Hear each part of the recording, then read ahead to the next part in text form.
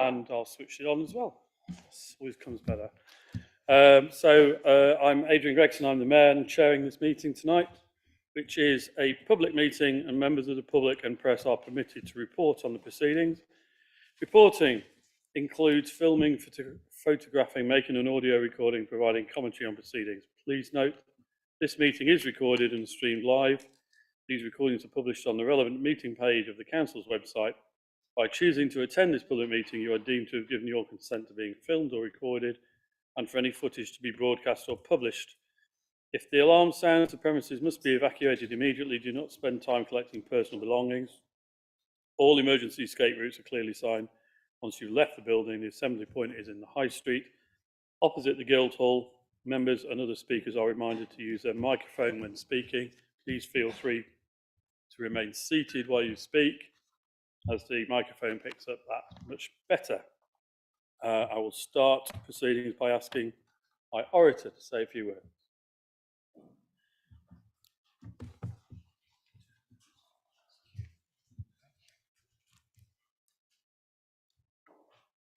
As the Mayor took his prominent place in the cathedral in all his pomp and finery, I leant across and whispered, "Remember, you are dust, and to dust you will return." Caesar-like, he responded, "I'll enjoy it while I can." As Lent begins this Ash Wednesday, Christians worldwide will be exhorted to remember you are dust, and to dust you shall return, as they receive the penitential ash. For what should we repent? For what should we remember? On Holocaust Memorial Day, I sat once again beside our Mayor in this Guildhall as we were powerfully reminded by Dr. Mindu Hornick, MBE, of our responsibility to remember the brazen animosity and violent threat perpetrated on the streets of her childhood community towards fellow human beings. On Sunday, outside this Guildhall, I stood with others, grieving the murder of trans teenager Brihanna J, and shuddering at the stories of brazen animosity and violent threat perpetrated on the streets of our community towards fellow human beings. Our silence is the wind beneath the wings of intolerance. Let the memory of those who suffered be the wind beneath your wings. Let every choice you make raise Worcester higher than the dark clouds of prejudice. Remember, we are all just dust.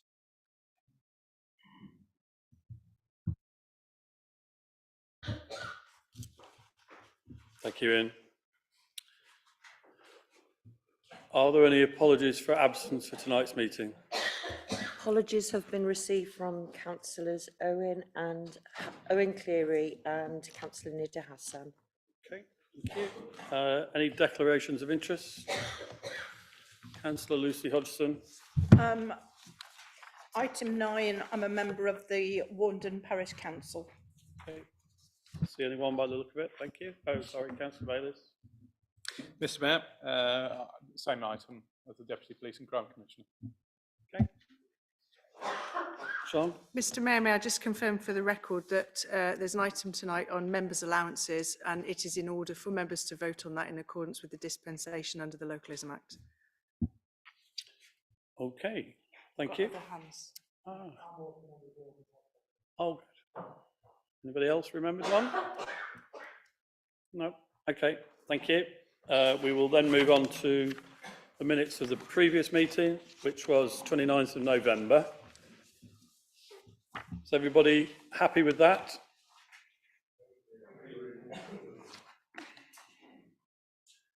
So I don't need to go through the pages, do I? No, it doesn't sound like it. Very good, thank you. Mayor's communications. There's a few just to run through to make you aware of. The end of this week, on Friday, 11 o'clock, there will be a moment's silence, a national moment of silence, which we are marking on the Guildhall steps, marking the invasion of Ukraine by Russia. You will also have been notified of the charity cabaret evening on the 31st of March, and obviously we are keen to see as many councillors there as possible and their networks and colleagues. So you've still got time to apply for tickets for that.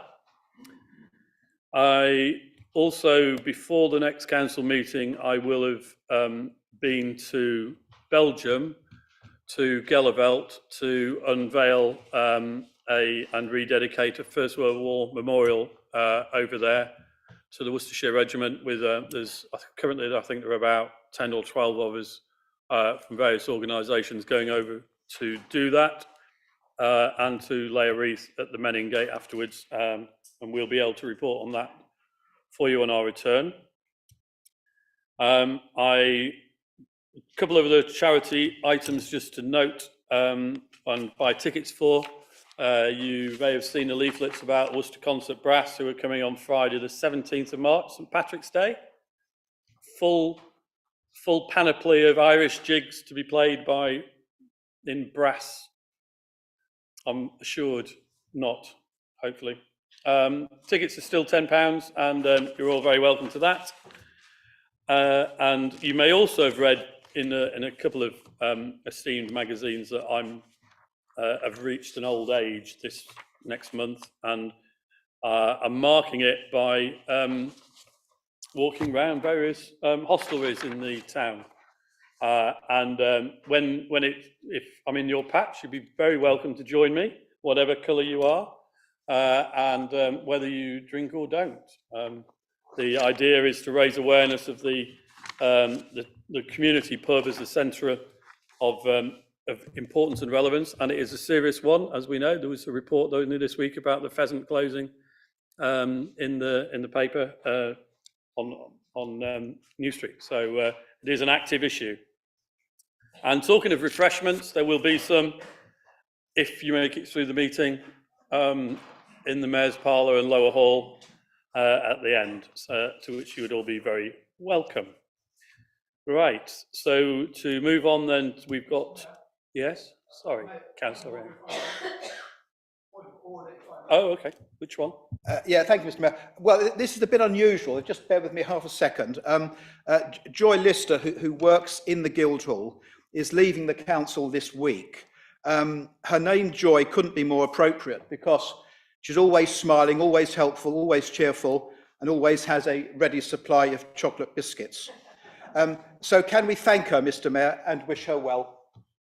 She's moving to Wigan. Thank you, Councillor Amos. It was something which has been drawn to our attention, but it's nice to note it. And indeed, I'm sure we all agree with your comments and wish her well. Thank you. One item I also forgot to mention was that the carpet outside the steps of the council chamber is that which was given to the city when Paul Denham was mayor a few years ago by Ali Asghar, and I thought it was appropriate to have it out there tonight, noting Ali's recent passing.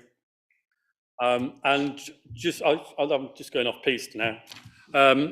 This afternoon, I had a presentation with Alderman Liz Smith.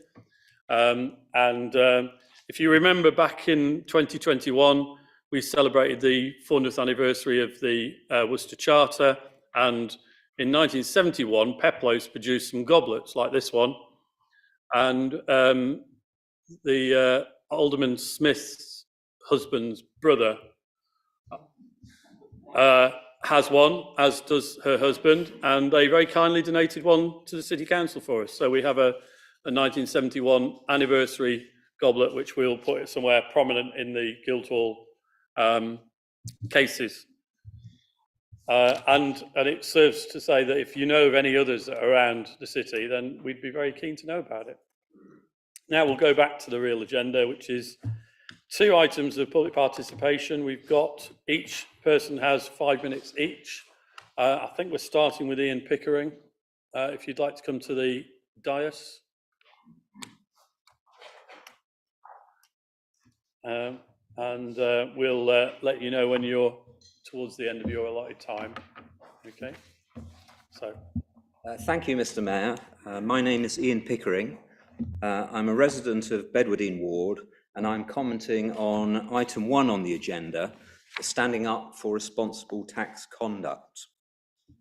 Now, I'm a supporter of Church Action for Tax Justice, and we've been active over the past couple of years, together with the Fair Tax Foundation, Tax Justice UK and others, in asking councils to make a fair tax declaration. So I'm delighted to see the motion presented this evening by Councillor Lewing. As councillors, you work hard to serve your local communities and help direct the delivery of essential public services. So by signing up to the Councils for Fair Tax Declaration, the council can demonstrate alignment to the values of this Fair Tax Declaration and encourage responsible tax practice. Firstly, through leading by example on the council's own tax conduct. Secondly, by making sure the council knows who owns and profits from businesses the council buys from, both in the UK and overseas, and by reviewing their financial reports. And thirdly, by joining calls for UK public procurement rules to change so that councils can do more to tackle tax dodging and award points to suppliers that demonstrate responsible tax conduct. The use of tax havens is now so widespread by both individuals and companies that it is all the more important to have this kind of public commitment in place. Now, in 2021, Birmingham City Council made a fair tax declaration, encouraged by local members of Church Action for Tax Justice. And indeed, there is now a very substantial list of councils that have made such declarations and are reconsidering their procedures accordingly. The number of councils that have made the declaration doubled during 2022, and there are now 44 councils listed on the Fair Tax Mark website. I'd also like to mention Fair Tax Week, which this year runs from the 8th to the 18th of June. Fair Tax Week 2023 would provide an excellent opportunity for the council to publicise any decision to sign up to the declaration, as well as to celebrate the tax contribution made by responsible businesses that are proud to promote responsible tax conduct. I encourage councillors to vote in favour of Councillor Lewing's motion. Thank you. Thank you very much, Ian. You may retake your seat.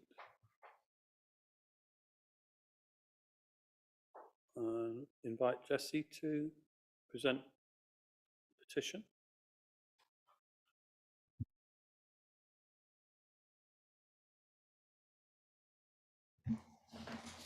Good evening. Thank you very much. My name is Jessie Jagger, and today I will be raising a petition on behalf of Sarah Murray, who can't be here today. Sarah has collected a number of signatures for this petition, and as instructed, this will be available to you electronically after my speech. I will now proceed to read you Sarah's words. We all know about the ongoing fight to stop water companies from depositing raw sewage into our rivers. But today, I want to bring to your attention a serious health hazard that has been largely overlooked: the lack of toilet facilities for lorry drivers. Enforced breaks from driving are a legal requirement for long-haul drivers, yet many are forced to park in areas without adequate facilities. Motorway services are expensive, overcrowded, and often out of order. As a result, Drivers are finding quiet roads without parking restrictions and parking there overnight. The lack of toilet facilities in safe parking areas is creating a health hazard. In fact, litter picking groups have come across urine and feces discarded in hedgerows less than a quarter of a mile from food establishments. We need to do better. Lorry parks are a necessity up and down the country, and drivers who use them are essential key workers who ensure our needs are met locally. Why aren't we meeting theirs? Businesses can and should be required to offer rest facilities to drivers, including overnight. Failing that, proper facilities should be provided that divert drivers away from unsuitable parking with no facilities. If not treated, human waste and other bodily fluids can spread dangerous infectious diseases like hepatitis A, C. diff, E. coli, rotavirus, and norovirus. So inaction is putting the health of the local community at risk. The UK needs to do better, but as a growth hub for industry, Worcester should be leading the way. Worcester City Council's website rightly hails Worcester's excellent credentials as an excellent location for business, with transport links. More businesses will bring more lorries. Is anyone considering where these drivers will take their overnight breaks?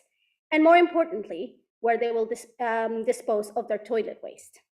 In conclusion, we urge the Council to take action to address this health hazard. We can and should do better. Thank you very much.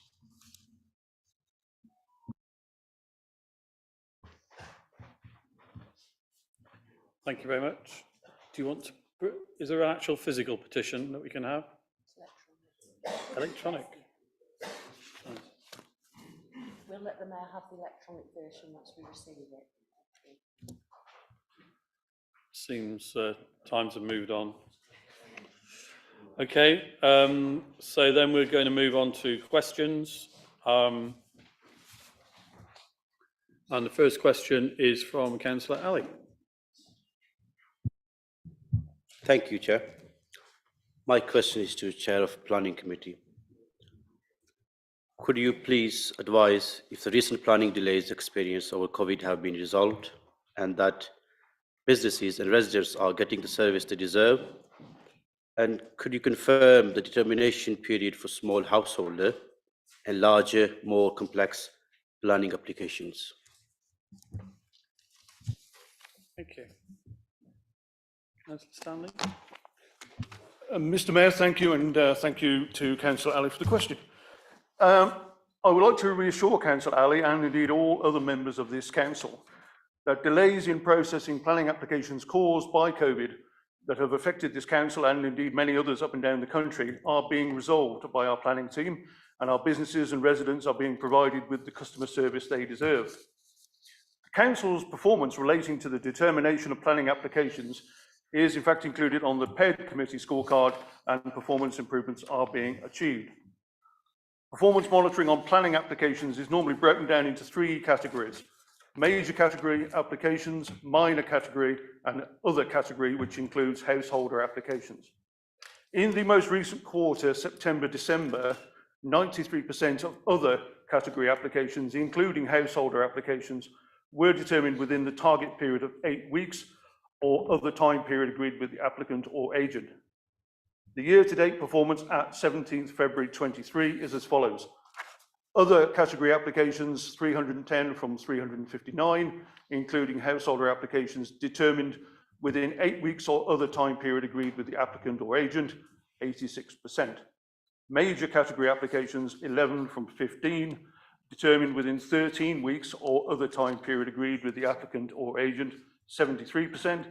Minor category applications, 79 from 99, determined within 8 weeks or other time period agreed with the applicant or agent, 80%.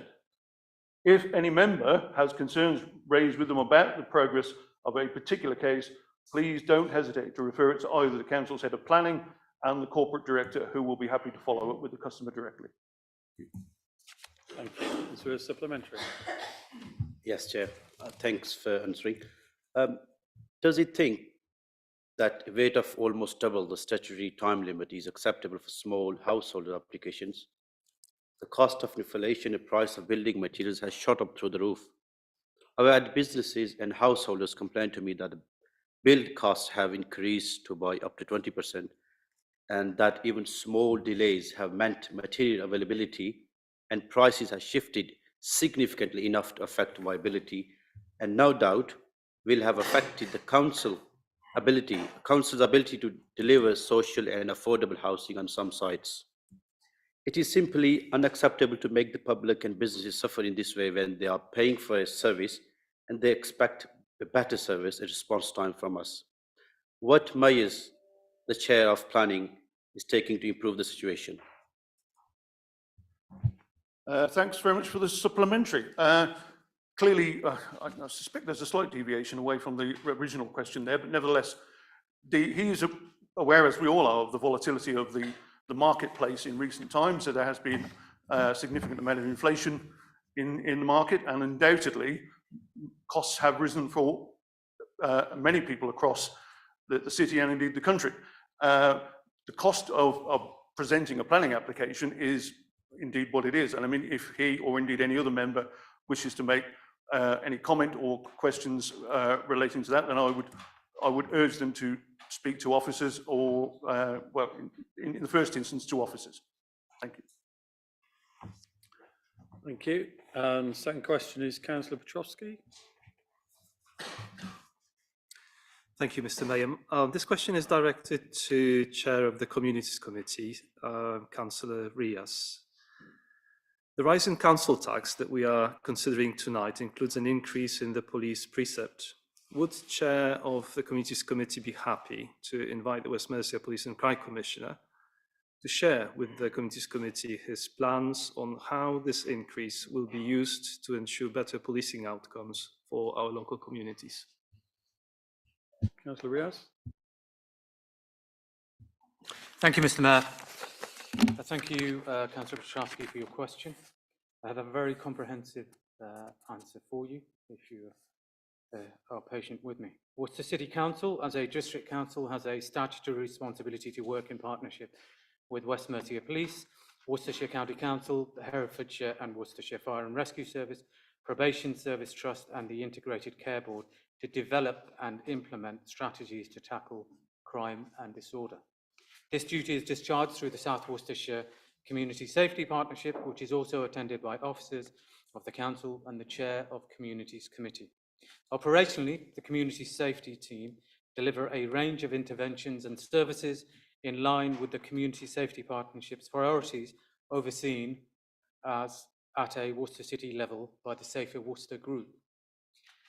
As Worcestershire is a two-tier local authority, local government, there is also a requirement for a group to take a strategic oversight of community safety matters, and this is discharged by the Worcestershire Safer Communities Board at Worcestershire County Council. In addition, there is also a layer of scrutiny built in by the Overview and Performance Board at Worcestershire County Council, and indeed our own council will periodically request a report on the work of the South Worcestershire Community Safety Partnership by a Communities Committee at a scrutiny item. In respect of the PCC, they are elected by the members of the public and therefore not accountable to Worcester City Council.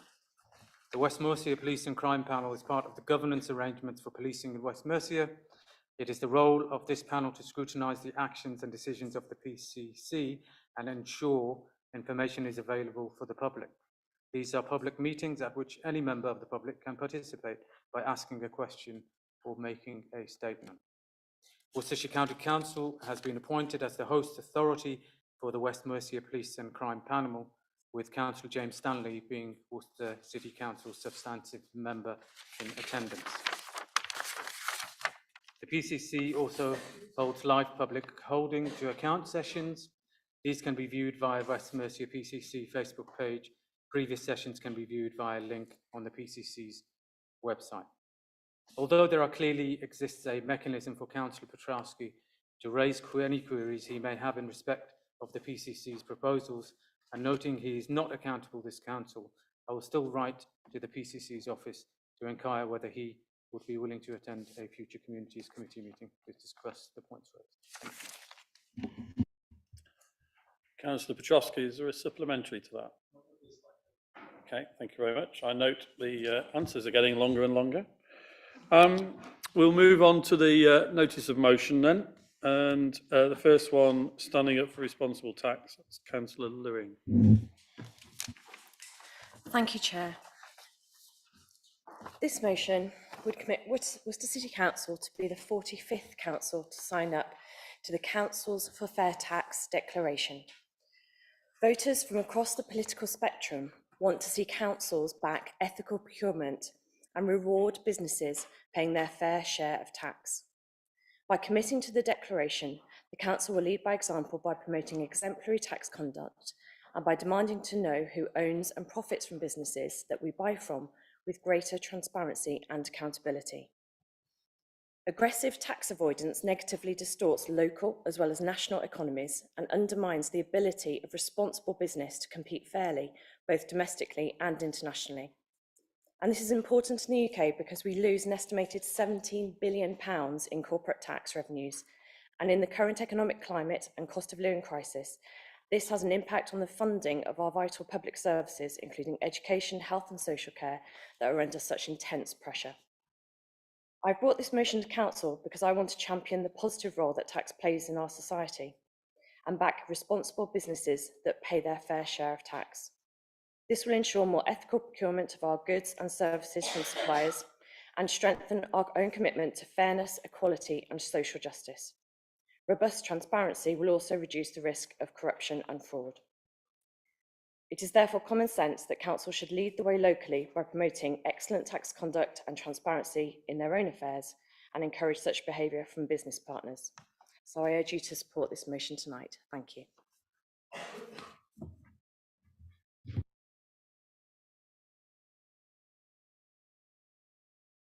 Councillor Petrosky seconding, I believe. Yes, indeed. Thank you, Mr. Mayor. I'll be delighted not only to second Councillor Lewing's motion, but also I'd like to take a moment to acknowledge the contribution of Mr. Pickering, who spoke very eloquently about the role of fair taxation in building a successful economy and successful communities. So what's at stake? This motion is about promoting fairness in taxation. So the idea and the principle is basic. Everyone is paying a fair share. It's also about encouraging due diligence in how we deal with procuring goods and services for our residents. Tax contributions are a key part of the positive social and economic impact made by businesses. And therefore, they help the communities in which they operate to deliver valuable public services, and they help in building the infrastructure that allows both the communities and businesses to thrive. I would like to acknowledge that there is a rapidly growing number of progressive businesses out there publicly recognizing this fact. And not only do they declare what they pay in tax with pride, but they also link their contributions to the UN's Sustainable Development Goals, among other things.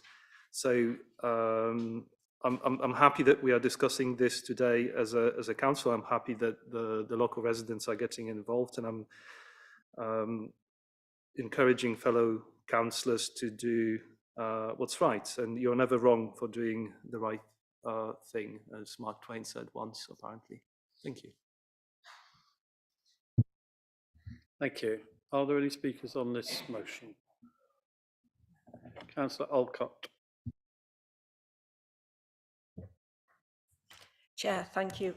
I'm just speaking on behalf of the group. I would just like to mention, obviously, Liberal Democrats are committed to ensuring that all businesses operating in the UK pay tax in the UK on those operations, and also to restricting the ability of companies to unfairly shift profits out of the UK to low tax jurisdictions.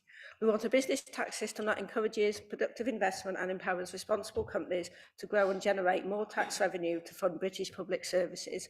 To that extent, we have backed policies such as simplifying capital allowances, raising the annual investment allowance, and expanding writing down allowances to tackle Britain's chronically sluggish business investment. But Liberal Democrats are clear that all businesses must pay their fair share of tax in the UK.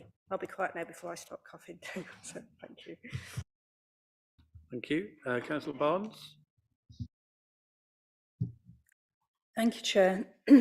As a proud member of the Co-op Party was an early adopter of the fair tax mark. So I think it's the next logical step to be supporting this as well. Perhaps the step beyond, we consider ourselves a cooperative council, but that's for the future, but fully support of this. Thank you. Councillor Mitchell. Thank you, Mr. Mayor.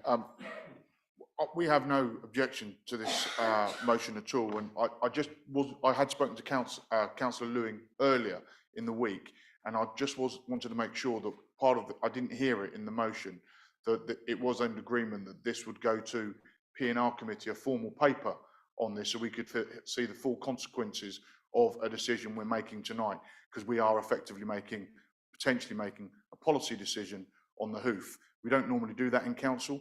We normally do that through our committee system by receipt of a paper which weighs up the pros and cons and all of the other implications, whether they be diversity or what financial, etc. And I thought we had that agreement. I just wanted to confirm we did, and in which case we're very happy to support this motion. Is that Councillor Lewin? Do you want to comment on that? Yes, we're happy to support that amendment. Thank you, Okay, Chair. so I think it really needs to be formalised as an amendment to include it in your motion. Okay, Chair, if I may, I'd like to amend that the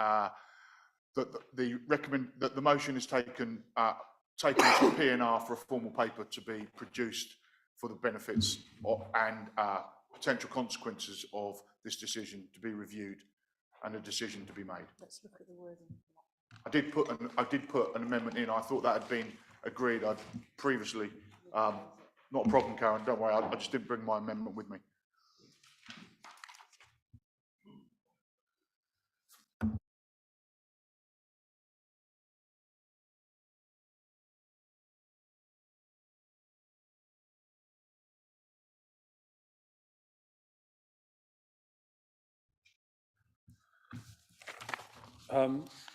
it would have been better if it had been better organised, obviously, but under the only relevant issues fall under the resolutions 1 to 9. So I guess what we're doing is adding a 10th resolution, which refers it to the Policy and Resources Committee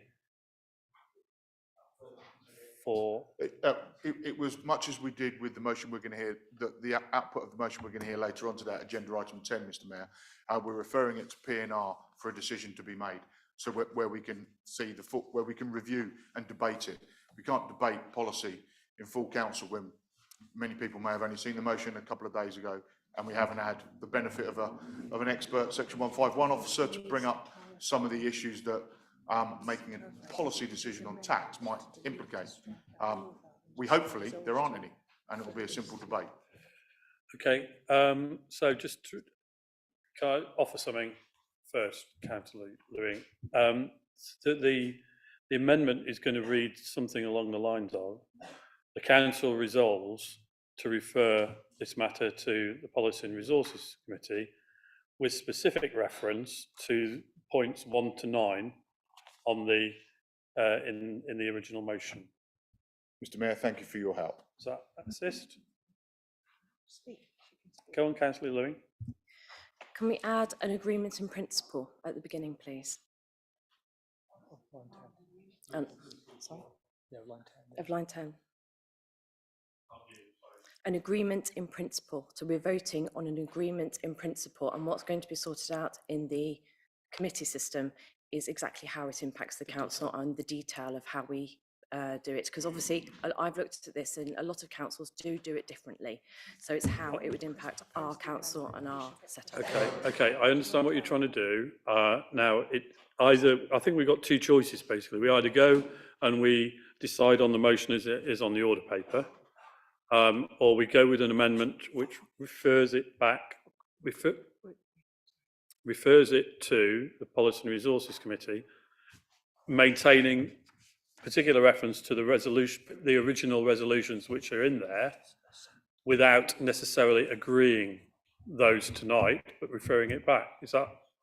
Just bear in mind. Chair, that was my intent of the resolution, not to weaken the motion as it was in any shape, size or form, simply to refer it to PNR for a decision to be made, based on evidence that we would hear there. He needs to propose that and someone's to second it. Yeah, yeah. So if you put that back to Are Chris we, now. are we, I'm seeing nods at the back. Is everybody else okay? Right. So what I would suggest you propose, Councillor Mitchell, is that the council resolves to refer it to the Policy and Resources Committee with particular reference to points 1 to 9 on Mr. the Mayor, order paper. I accepted that earlier. Happy to accept that. And you need a seconder. Right. So we just vote on that. So we're voting on this to go and have a report at PNR. All those in favour?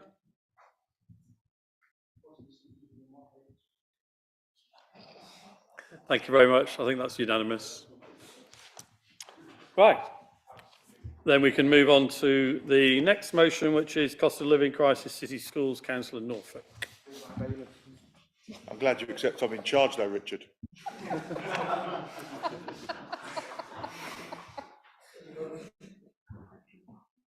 Is that the banter finished, Richard? Is that the banter finished, Richard? Thank you.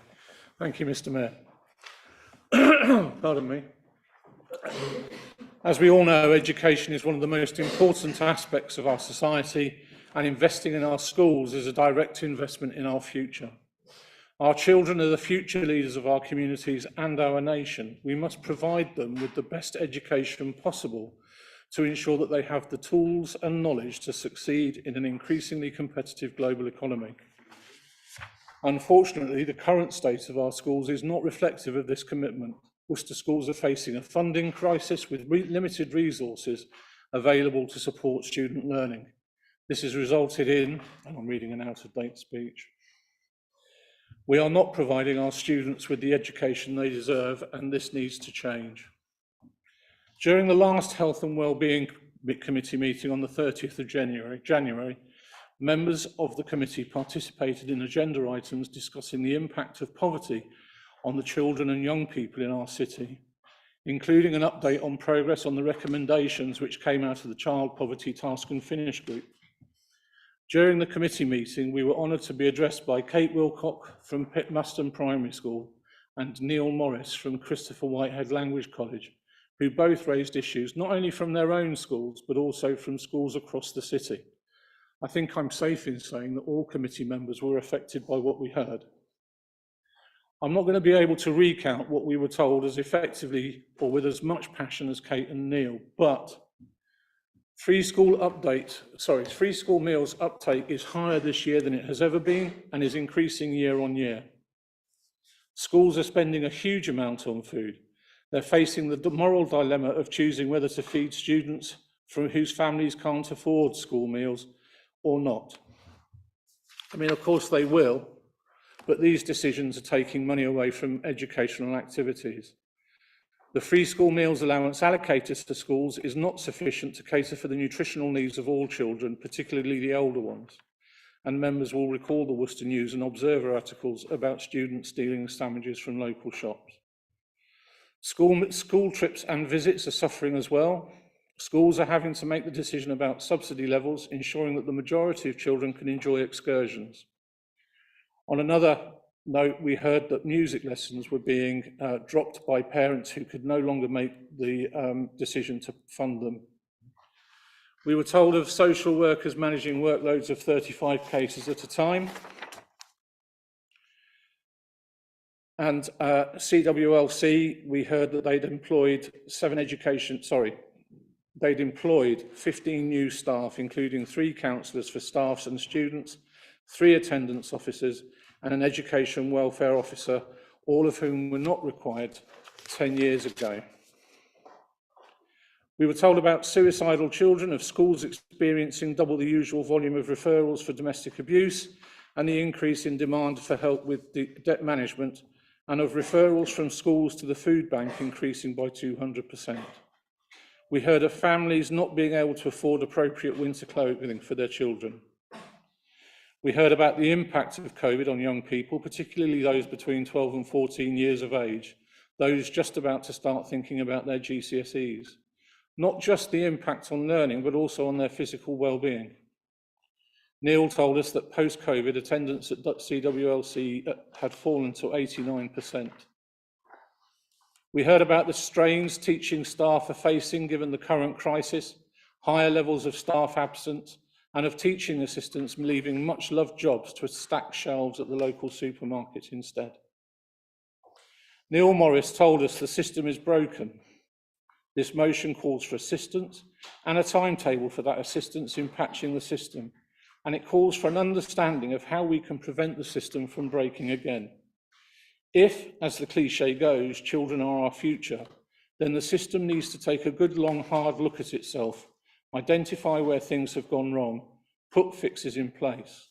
We can and should do better for our future. Thank you, Mr. Mayor. Thank you. Seconder, Councillor Lamb. Thank you very much. I wish to formally second this motion and encourage council to support it. I think we're in a very lucky position here in Worcester because obviously our local MP is the chairman of the Education Select Committee, and therefore he will be able to hopefully get to the heart of some of the issues that are facing us in our education system. And those who attended the recent Health and Wellbeing Committee will have been moved by the words of local head teachers. Both Kate and Neil articulated very clearly the day-to-day impact of the current cost of living crisis on local schools and on local pupils. The experience of schools like Christopher Whitehead's in St John's has been mirrored across the country. In December, education charity the Sutton Trust surveyed 6,200 state school teachers during the autumn term and found staff were seeing serious issues linked to the cost of living crisis. More children in England cannot afford school meals, they lack warm and appropriate clothing, and they struggle to concentrate in class. Some 52% of senior teaching leaders have experienced an increase in the number of pupils who aren't eligible for free school meals, unable to afford their lunch. As ever, the impact has been worse in poorer areas. In the most deprived schools, that figure rises to no less than 59% compared to 44% in the least deprived areas. Sir Peter Lampall, chair of the Sutton Trust, said it's a scandal that in one of the world's richest countries, growing numbers of children are going without basics such as food and warm clothing. The facts are stark and shaming.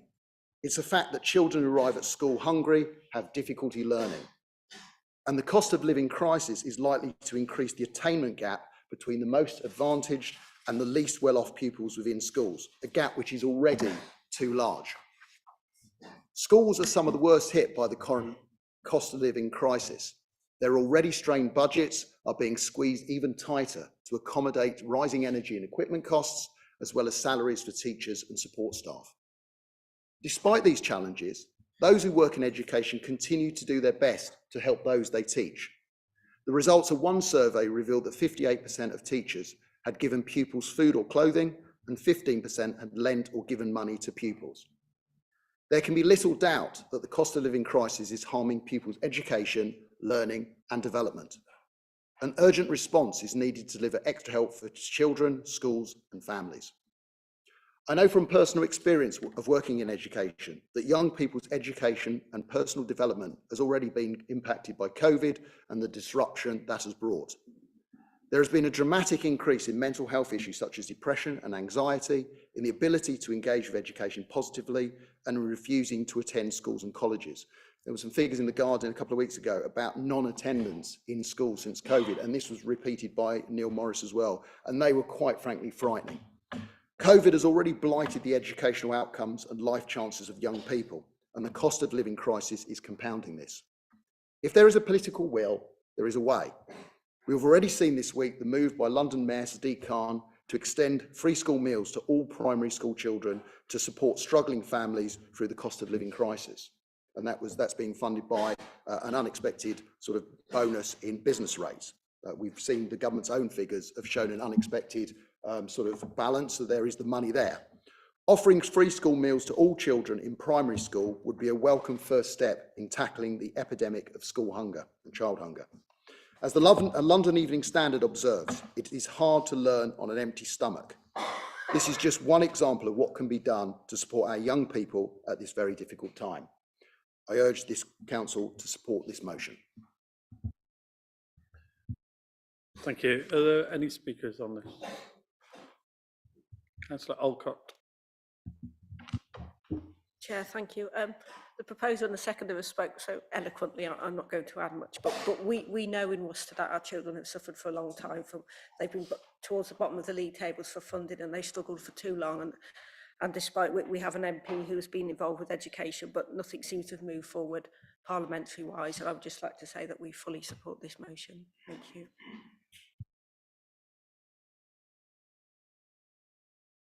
Councillor Denham. Thank you very much. The presentation from the head teachers to the Health and Wellbeing Committee last month was truly shocking. It may have been news to some councillors. Some of us have actually been concerned about rising levels of child poverty in Worcester long before the current cost of living crisis, before Putin's war and before the pandemic. The Child Poverty Task and Finish Group was initiated in November 2019 and reported in March 2021 because Worcester has some of the most deprived areas in the UK. I won't repeat the facts and the information that colleagues have shared. As a district council, we have done what we can to help, with grants to the food bank, to Act on Energy, to Citizens Advice Bureau.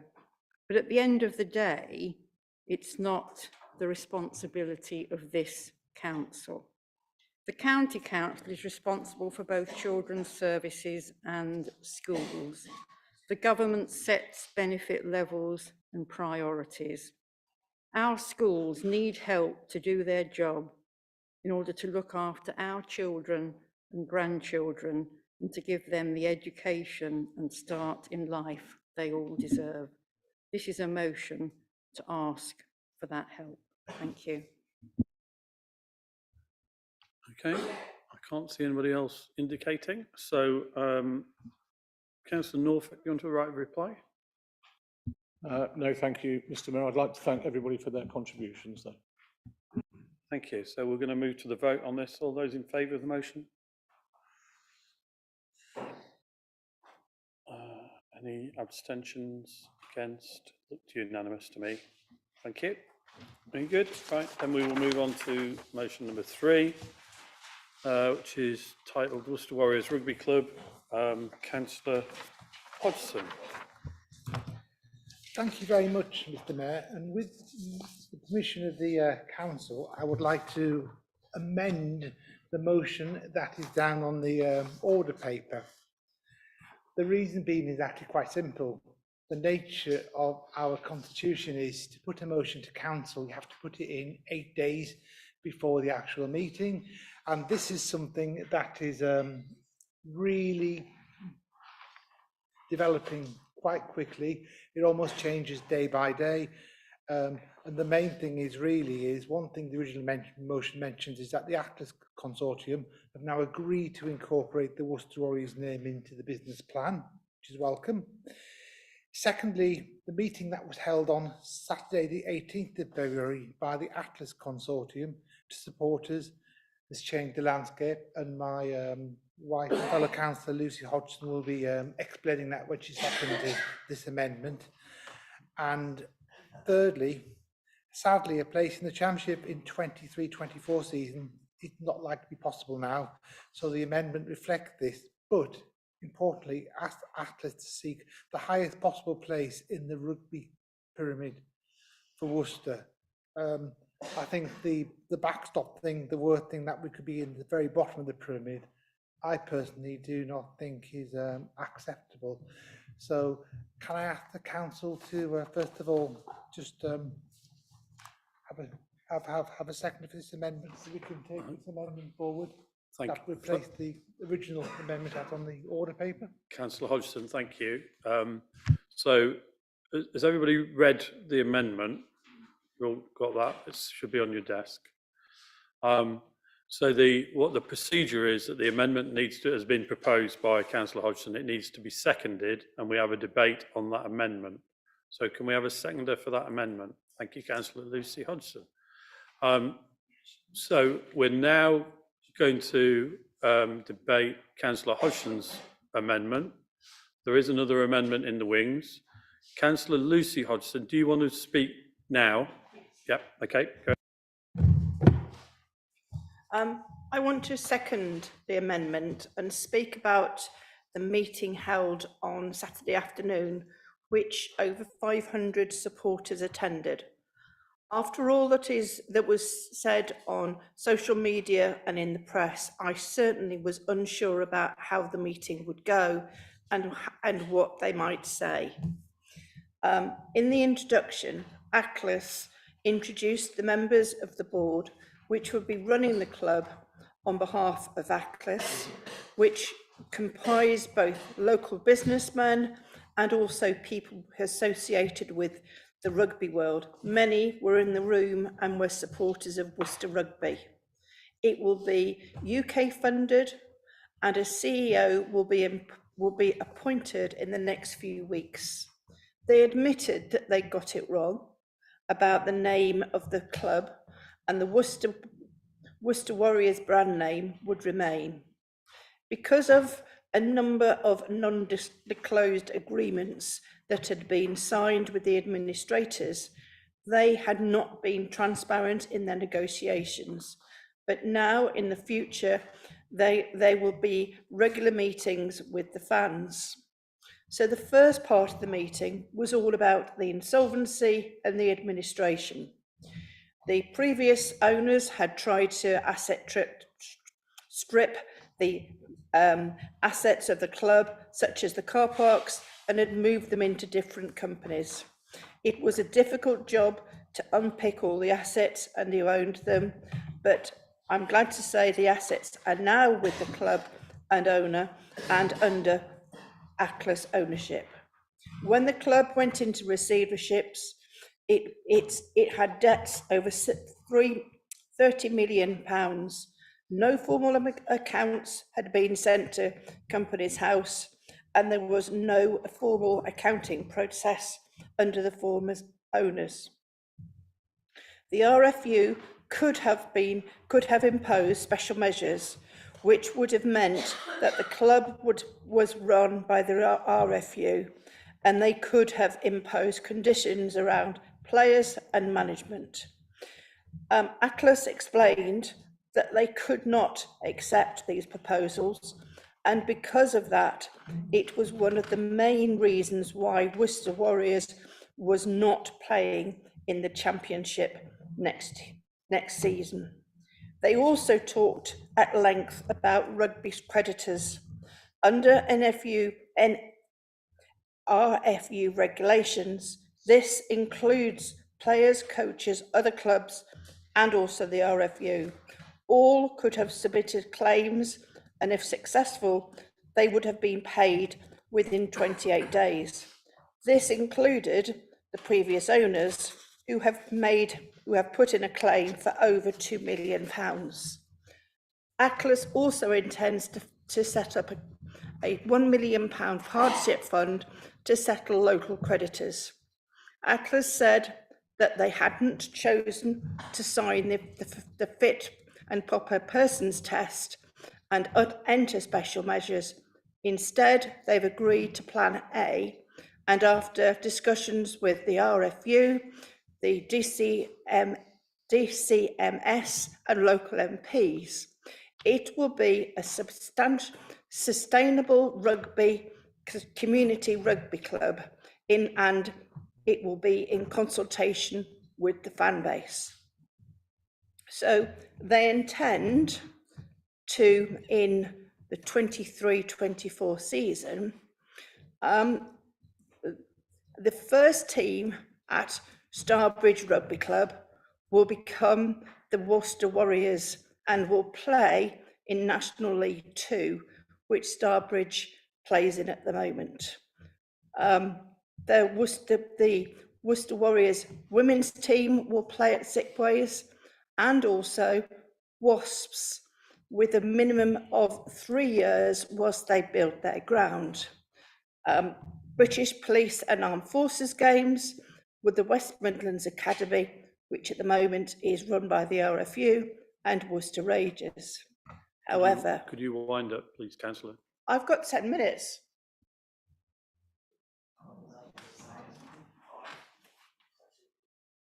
Five. Oh. So if Starbridge don't agree to this deal, or Wasps do go elsewhere, then the club will have to drop down to level 10 with the likes of Richmond. If this does succeed, there can be the hope of Championship rugby joining the top tiers in for year 5. Thank you, councillor. Okay, so that's the amendment proposed and seconded. So the floor is now open for any discussion on that amendment. Councillor Bissett.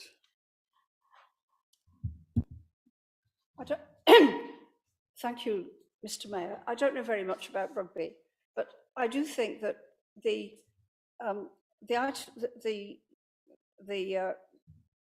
bullet points at the end of the amended motion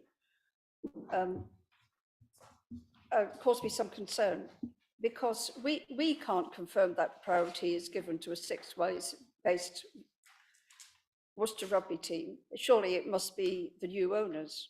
So I think it should read, to write to James Stanford and Jim O'Toole to request the club's owners to confirm the priority and then take all reasonable action. I don't know if you're allowed to amend an amendment before it's been voted on. No. Okay. Well, maybe that could be taken afterwards.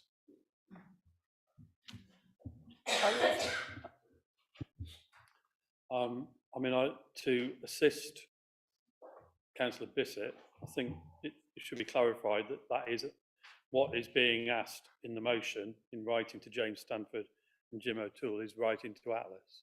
Mm. Mm. Yes. Any other speakers on the amendment? Okay, then we need to have a vote on that amendment, whether we accept that amendment or not. Are those people in favour of accepting the amendment as proposed?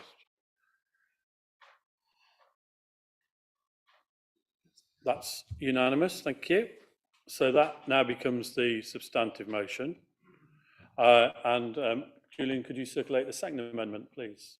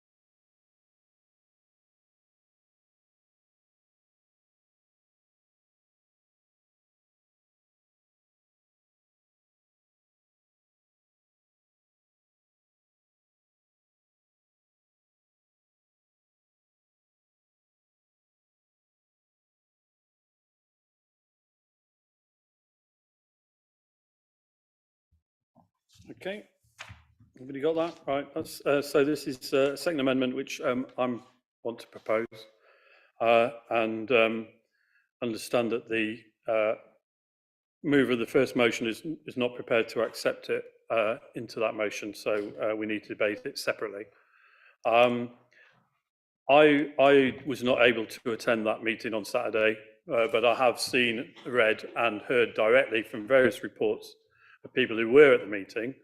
And on top of what Councillor Lucy Hodgson has described, I'd say that there are still concerns about what aiming for high level of rugby means in terms of Championship and Premiership rugby at Six Ways.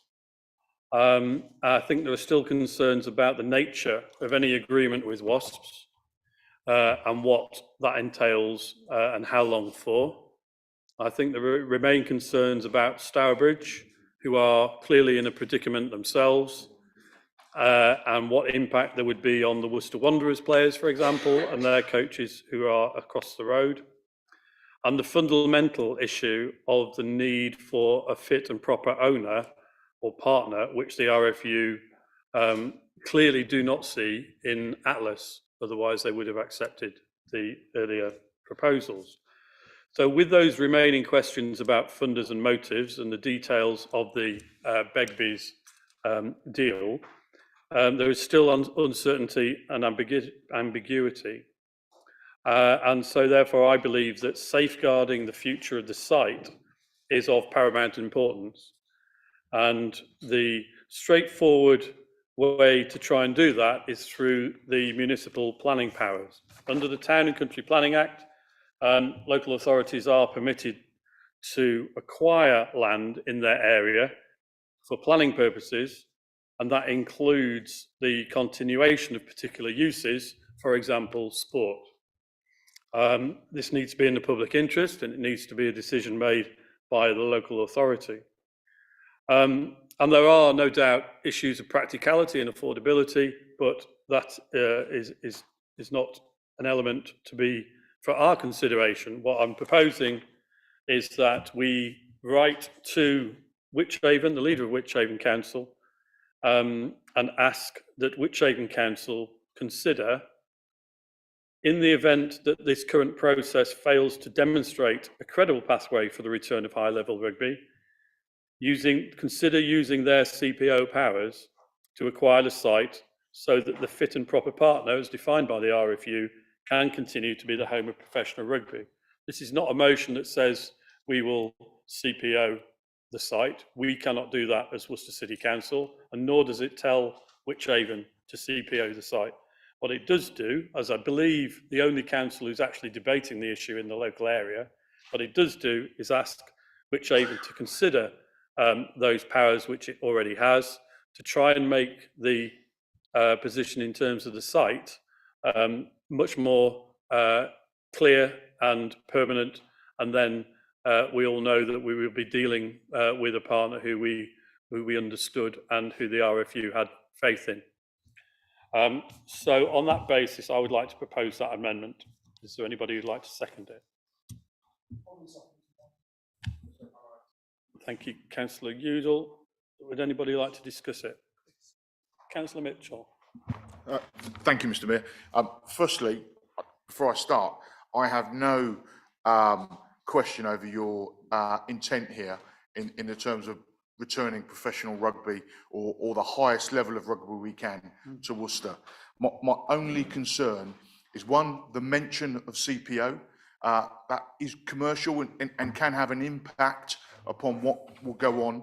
And my other is that I'm not sure why we need to do it this way with Wychavon District Council. I'd be very happy to support yourself in your role as mayor with the managing director, chief executive, to go and engage with Wychavon. I just feel this is a bit sledgehammerish. I know if you were the leader, when you were the leader, and as I am the joint leader now, I would feel a bit miffed if another council decided to not dictate, but make a very strong recommendation to us without having an initial discussion with us first. So it's purely a courtesy thing that I'm saying. Maybe there's a better way to do it, because I don't disagree with you. I just don't want to put the backs up of Wychavon Council, who get the letter saying, who the hell do Worcester think we are? But your intent, I have no issue with that at all, Mr. Mayor. I just feel a bit uneasy about doing it this way.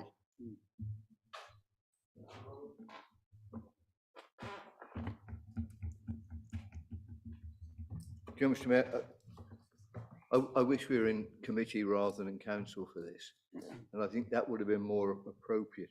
You gave a little brief outline of what a compulsory purchase order does, but just to fill in the gaps, the local authority must demonstrate that the taking of the land is necessary and there's a compelling case in the public interest, and that can be challenged.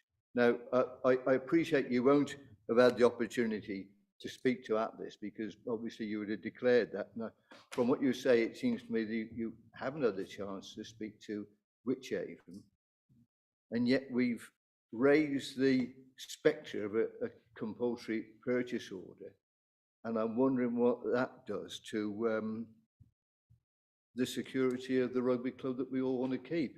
It might be that by making our best efforts to secure top quality rugby for Worcester in the future, we're holding the organisation below the waterline. I am concerned about that. I don't know where to go from here. It's just that we can't discuss it. We can't take professional advice. We're just going to wing it. And as it appears to me, we're going to say that if Atlas fails, Wychavon's going to have to succeed. That sounds like very thin ice to me. Councillor Stanley. Mr. Mayor, thank you. A couple of points. I think firstly, you made reference to a number of concerns that emerged, I'm sure for many people who attended last Saturday's meeting, and as you remark, and I would agree with them, that much so good. However, I think, I'm not sure whether the leader of Wychavon Council is watching tonight's proceedings, but if he is, then I think it's probably somewhat inappropriate that he should find out about this proposal via this forum. I think there's a conversation, a very serious one, that needs to take place before we can actually, potentially emerge through that route. Councillor Hodgson. Yes, this is an extremely difficult situation because it's continuously moving, as I said earlier. I wasn't at the meeting on Saturday, although I was invited. Instead, I was on the coach, which is organised by the Worcester Warriors Supporters Club, to go down to Bath to watch them play London Irish and hopefully see some of the players who we've been enjoying watching playing for Worcester over the last few years. Sadly, none of them played on Saturday and promptly Bath lost. But that shows you see, the difficulty, because sitting on that coach, I was with other Warriors fans as well. And if you ask 10 Worcester Warriors fans for their views on what should happen, you will get 10 different answers. I mean, there was a very interesting article in the newspaper today from John Sinclair in the Worcester News, and you read that. He from one end of the spectrum, where he is basically completely trusting the Atlas Consortium as it stands. I still think, like the amendment, there are still too many uncertainties we actually have at the moment, and it still needs some hurdles to actually overcome. I certainly would be very, very disappointed if we could not get a Worcester Warriors team at a reasonably high level in the rugby pyramid. But I do think there are ways of actually doing that. I do feel in some way the Atlas Consortium have sort of waved the white flag a bit at the RFU, and I think they could be a bit more assertive. There are ways of appealing, even though the RFU might not say they are. We have got a thing called a court for arbitration for sport, which other sporting bodies have actually used, and that has been quite effective in terms of getting an outcome for them compared to what the governing bodies wanted to actually do to them. And I think that should be something the Atlas should actually be considering, because people talk about precedents and saying, well, yes, London, Welsh, Richmond, wherever, yeah, they were put into the bottom tier in that. But actually, there is a precedent, because Wasps, just down the road, they also went to administration, but the RFU did offer them a place in the second tier, which they are accepting and they will take up. So therefore, there's no reason at all why the RFU couldn't offer Worcester a place higher than even the Stour bridge proposal, if that was actually to happen. What I would say about the amendment is, I think it's almost something which I think is a bit premature at the moment. I think we need to probably wait a little bit longer while things are still happening.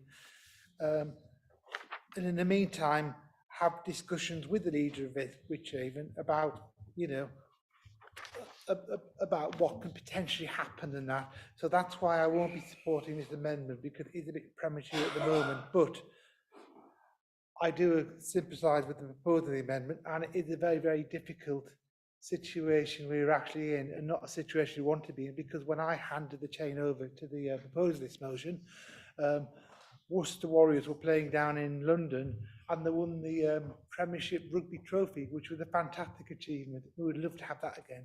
Thank you. Councillor Udall.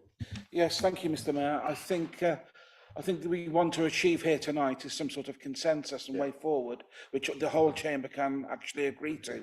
And I want to salute you, Mr. Mayor, in the leadership you've brought this issue to us. And I think the comments which you've made are absolutely right. But also to gain that consensus, I think we may have to consider some of the wording on this amendment in order to actually ensure that it can go through to the next stage, and to keep the spirit of the motion alive, but allow us to have further discussion about it. So I would like to suggest, Mr. Mayor, that you reconsider rewording the amendment you've made, and simply ask for your suggestion to be referred to the next Policy and Resources Committee for further discussion and debate, to enable an educated decision to be made prior to any decision being made, and following on from the comments you've made here. It doesn't stop this, it just allows us as a council to work together in unity to actually fight for Warriors, which is what we all want to do. Yeah, absolutely.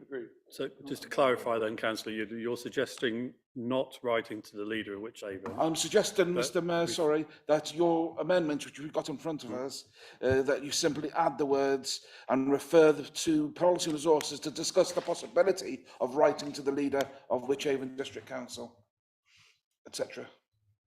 There was quite a lot of nodding going on during that. And I know when I see a tide turning. So, Mr. Mayor, if I might say as well, the next P&R meeting is only 7 days away, because we've got an emergency one, 21st. So it's not like it's a long wait, which is actually well pointed out, Councillor Udall. I'm very comfortable with that, if the rest of council is happy with that. Okay, is that all right? Constitutionally, we're happy with that? You're proposing an amendment to your amendment, which Right. then gets voted on. Okay. and you vote on the substantive. So, sorry, council. Sorry. So what Councillor Udall has done is propose an amendment to my amendment, which we now need to vote on. Can you welcome? I've accepted it. Yes. So we accept that. Yeah, agreed. I second it. It's gone really smooth. It's gone really smoothly under this new leader. Well, Isn't it? isn't Look it? at that. I'm now moving on to Palestine and Israel. Now we're going So back we've to now- the substantive as amended. We've now got one substantive motion already amended and now amended again. Yeah. And now we need to vote on the whole thing. Yeah. Yes. Okay.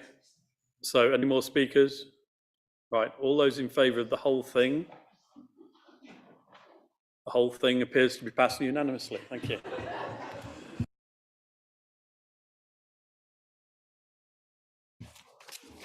How are we getting on? So all right then. Item 6. You're not writing to No, anyone. don't write to You anyone. want to P&R. Right, so we're moving now and then on to item 8. That's the Independent Remuneration Panel report. That's in your papers. Who's proposing that? Is that Councillor Bissett?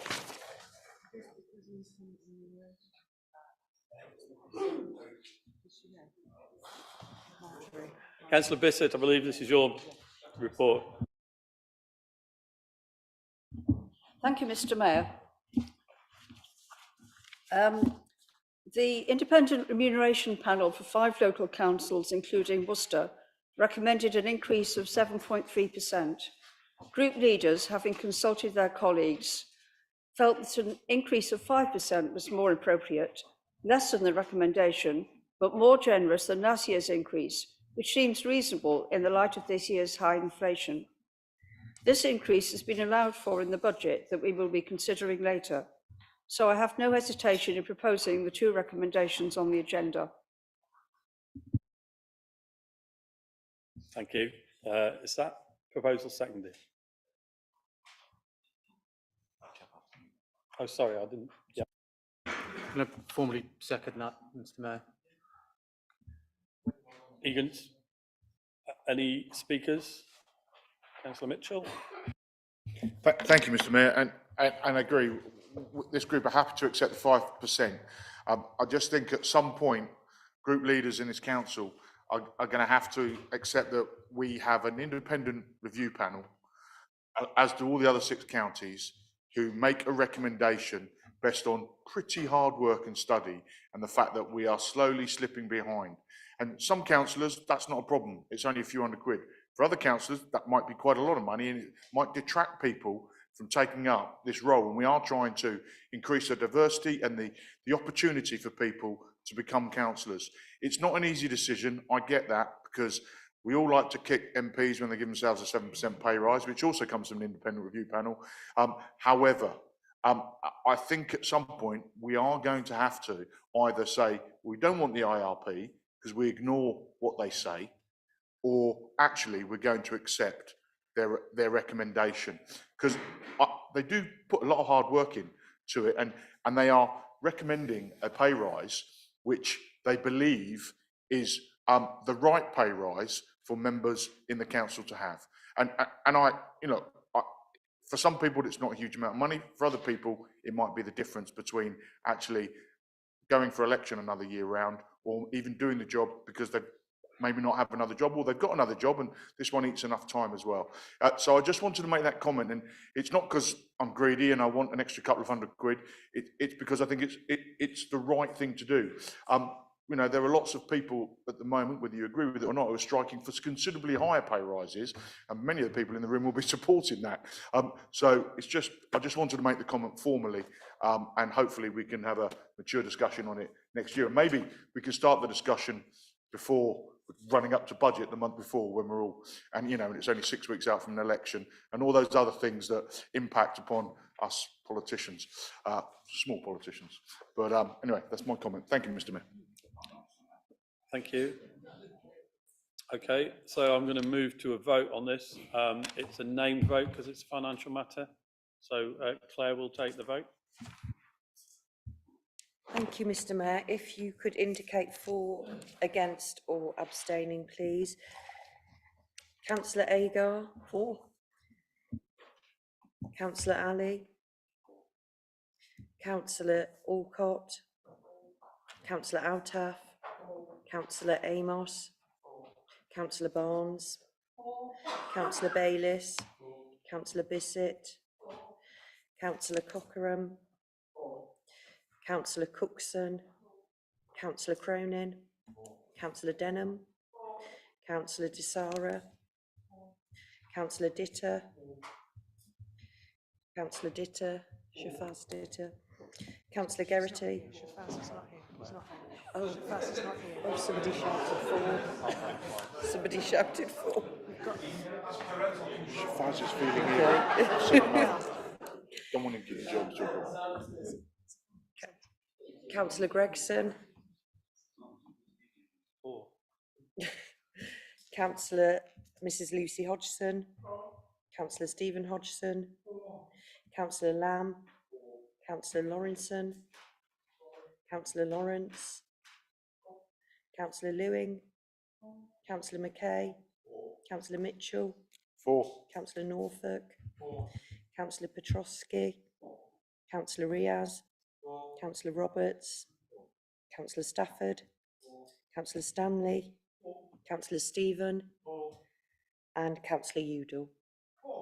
Thank you very much. Carried.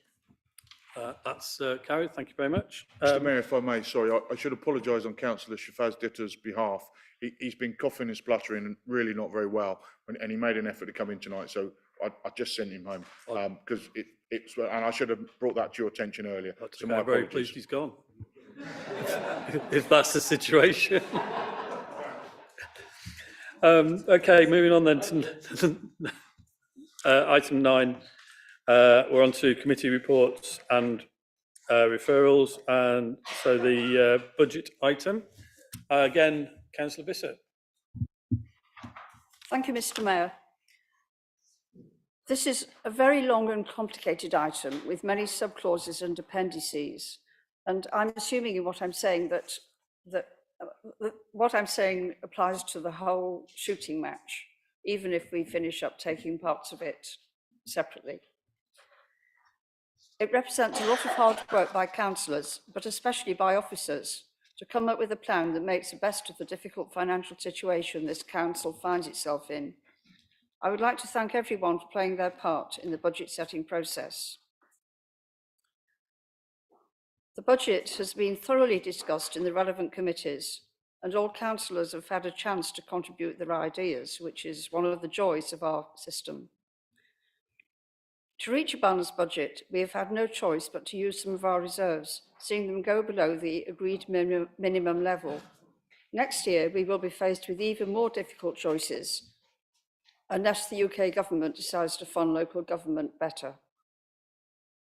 Probably the most contentious item in the budget was the increase in car parking charges. In my view, the level of increase is reasonable, especially in view of the 14-year gap between this and the previous increase, and I and my party welcome it. People who use buses and trains to get to Worcester have seen steep increases in fares, and by and large it is the better off who drive cars, and they should pay their share. I therefore propose all the items in item 9.1 of the agenda. Thank you, Councillor Bissett. We got a seconder for that. No seconder.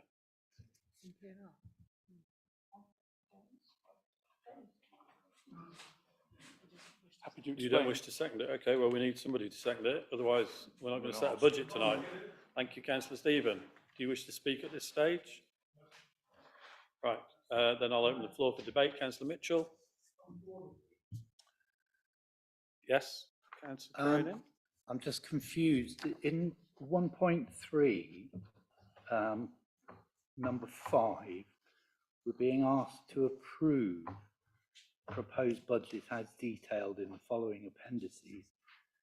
Item 5 is an exempt item which we won't get to till the end of the meeting. So how do we approve that? Well, you will have read the item. We all will have read it. If there is anything in there which you wish to discuss, then we will have to either postpone that discussion until the end or go into private session now and then come back out again. I would suggest that we have the full debate on the full budget now. And if there are any issues in that exempt item which you wish to discuss, which may influence the way you vote on the item, we will have to go through the rest of the agenda and then come back to this item at the end of the meeting. So I think I'd got Councillor Mitchell. Thank you, Chair.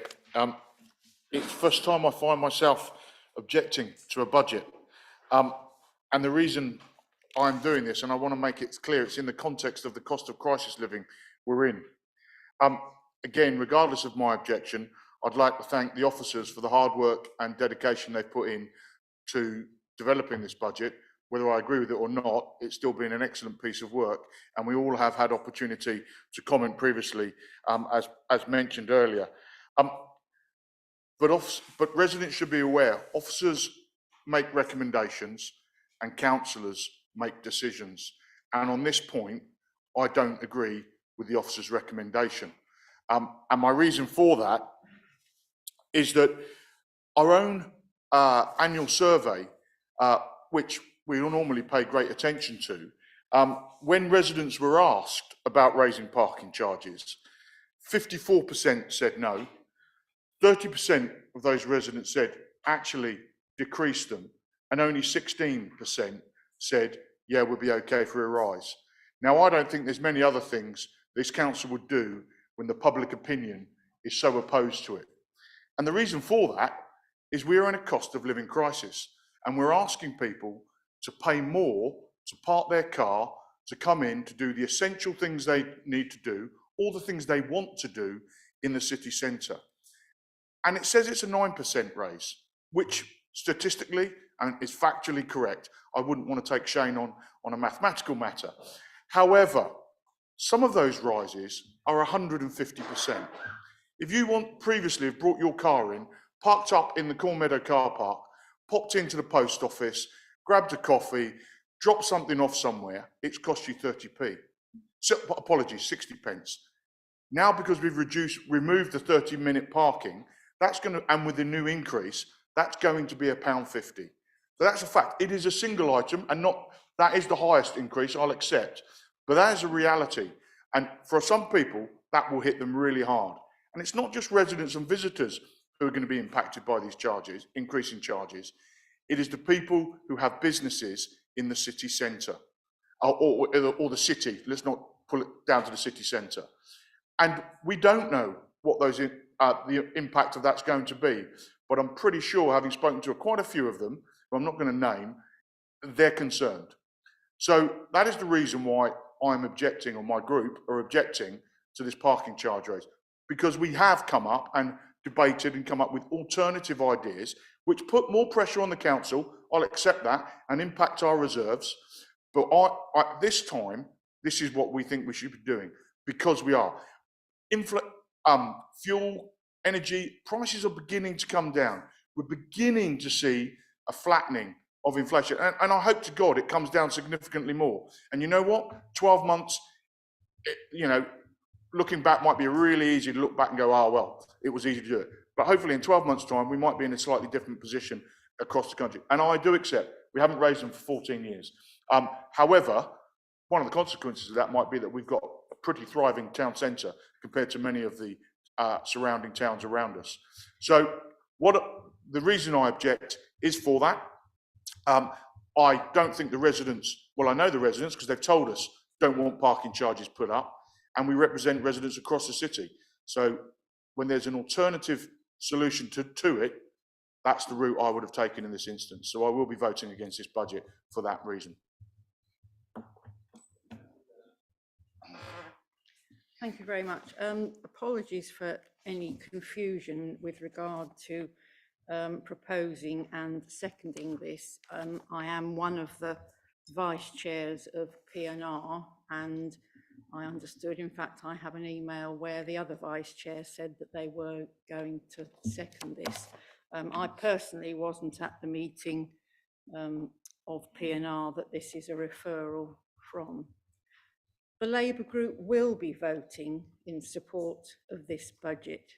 It doesn't mean that we agree with every line, but this is a compromise deal.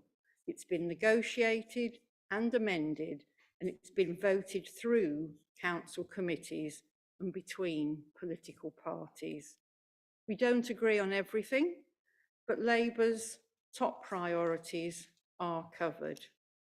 For me, the essential, absolute essential, was to retain the safety net for our residents who are being hit by the cost of living crisis. Council tax relief for anyone who has difficulty in paying their bill is in place in Worcester. Worcester has a discretionary welfare assistance scheme that is fully budgeted for. Investment in environmental sustainability and renewable energy is important to us.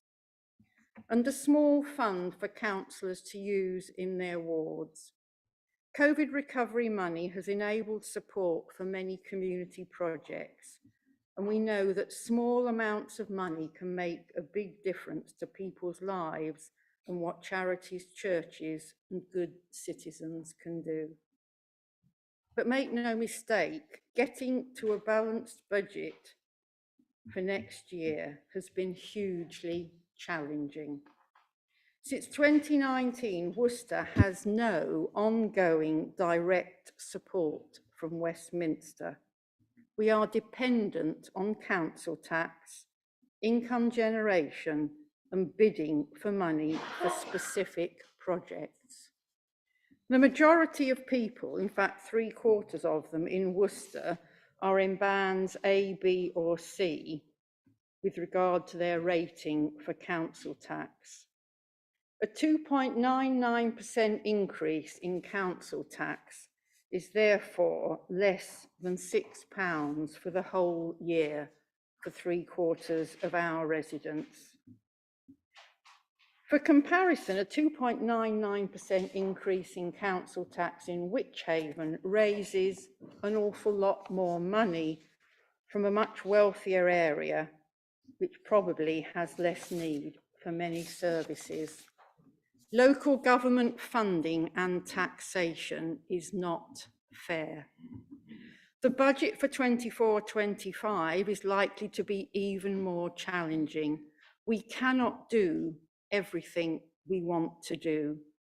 We won't be able to deliver at pace the projects and issues that we know Worcester people want. Austerity and efficiency savings have reduced officer numbers and capacity and reduced the financial resilience of local government and councils like ours. I want to thank our officers at all levels who work incredibly hard to deliver services in Worcester, to balance the books and to carry out councillor priorities and policies. They frequently go above and beyond, working long days and antisocial hours. Thank you.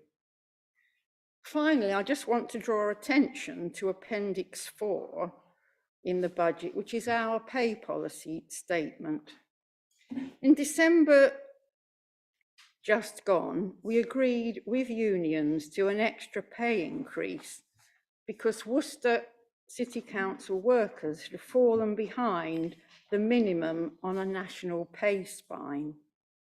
This was due to a Conservative administration of this council freezing staff pay for 3 years between 2013 and 2016. Austerity has long-term consequences, and I'm pleased that we've finally been able to right that wrong, albeit 10 years later. I'm proud that Worcester City Council is a real living wage employer, and in fact, our lowest pay point now is above that rate. I commend this budget. With all its faults, it is what we have, and I support it. Thank you. Councillor Lawrenson.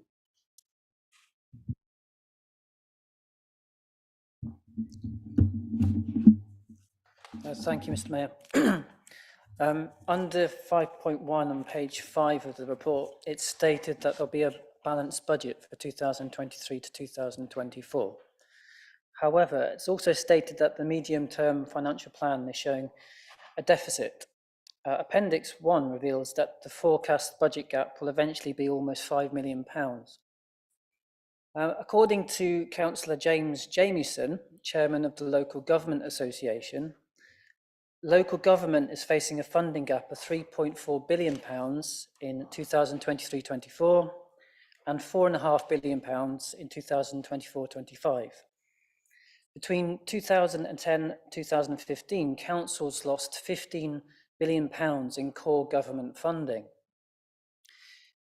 In Councillor Jamieson's words, the government needs to come up with a long-term plan to manage this crisis. Without certainty of adequate funding, councils will have no choice but to implement significant cuts to services, including to those for the most vulnerable in our societies. Therefore, I'll repeat a question that I've personally raised several times in this chamber. Will this council call on the government to restore the central government grant? I have another question, but it relates to Appendix 5. And Mr. Mayor, I think you suggested that we ask those questions after the core business. It's to do with fees and charges. Is it correct that I should ask that question at the end? Yeah, I believe it is. Sorry, I copied and pasted the text. Yeah, so I won't ask that question right now. If I could ask that question at the very end, that'd be much appreciated. Hold that one for later, Neil. Yeah. Okay. Thank you. Councillor Olcott. Chair, thank you. Yeah, I'd like to speak on behalf of our group, and I just have 5 points I'd like to mention in brief.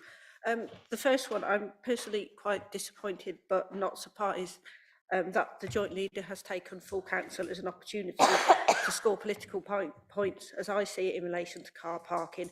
We are a committee-led council, and I understand that our Joint Leader is on the Income Management Subcommittee and also on Policy and Resources. So knowing how the committee system works, to wait until this stage to reject the budget and to focus on car parking, I find very regrettable. I would like to talk about City. When thinking back just to Christmas, we had free, we took away free car parking and we went for the free bus service. And as a result, lots of people used the bus service, but I understand the car parking didn't suffer at all, which proves an objective point with that. I also note that some of the councillors here are dual-hatted, similar to myself, they're at City and at County. And at County Council, the Conservative administration rejected the cost of living emergency. They said it wasn't an emergency, it was just a pressure. Well, surely if it's just a pressure, maybe car parking isn't such an issue.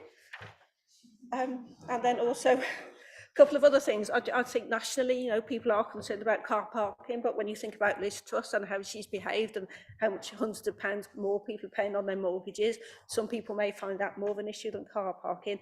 And I think my last point, I would just like to draw to the private sector. And we have sort of Shell, 32.2 billion in profits, and BP profits of 23 billion. And these private, they're making all this money, and yet our government aren't supporting our council. And as a result, we have a budget deficit of 1.887 million, which we need to fill. We have to have a balanced budget. We know that. And we've made some difficult decisions, but I think we've made the right decisions. And I just think it's really disappointing that this council is being used for political point scoring at this stage. We do run a committee system. Thank you. Thank you, Councillor Olcott.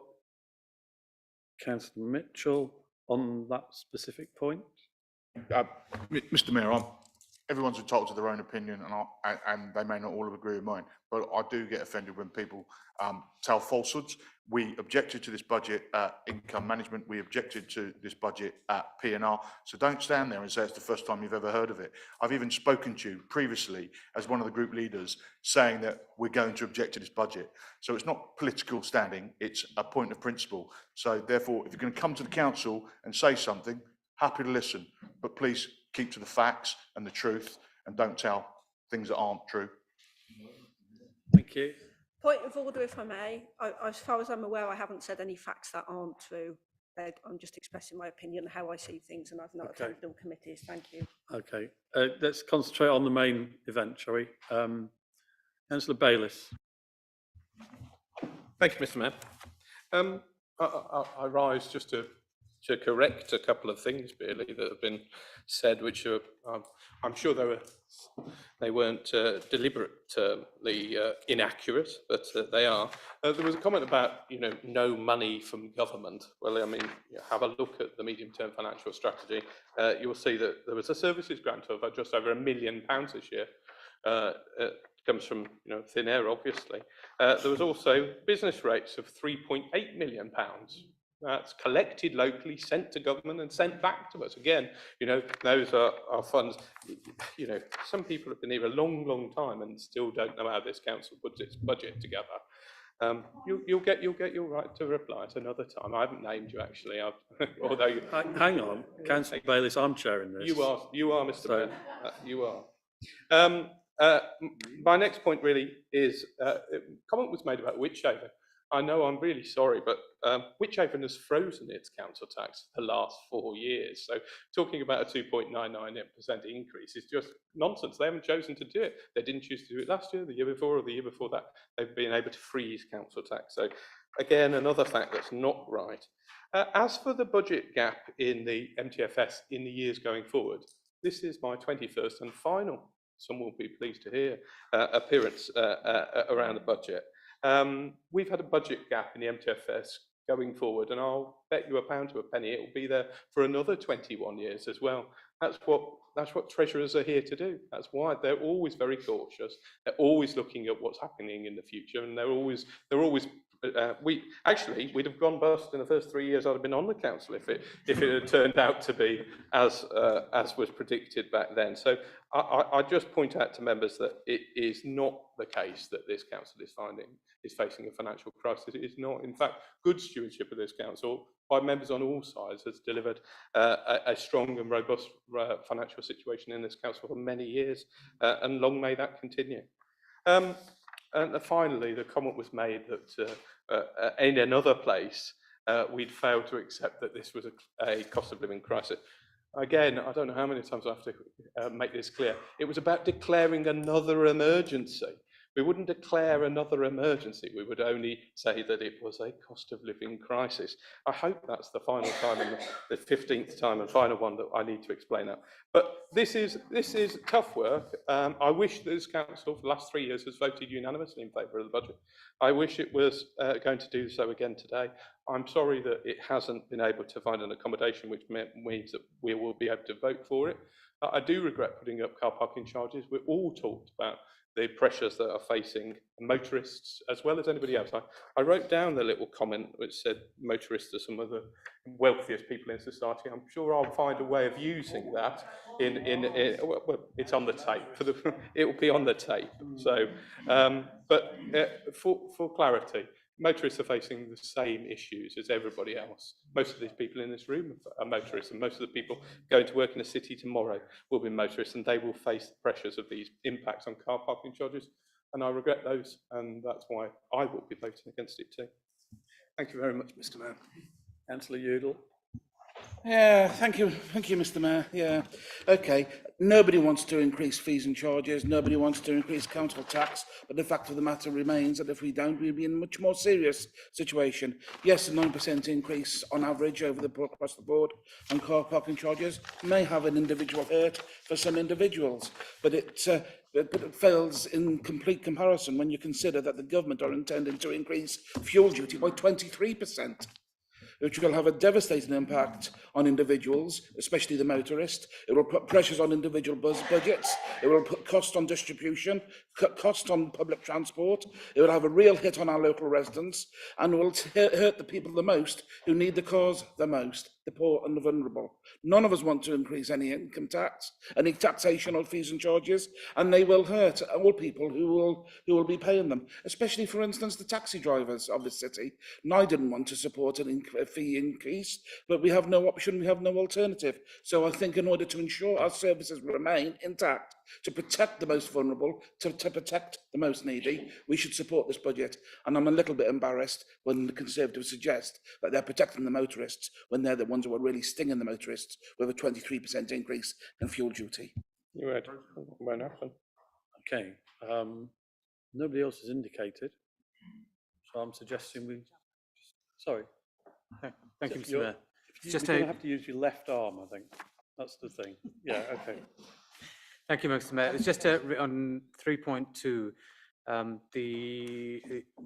believe the figures my colleague was quoting from, or the fact was that furthermore in 2019 to 2020, the city has effectively been in control of its own finances with no ongoing direct support from government in respect of revenue support grant.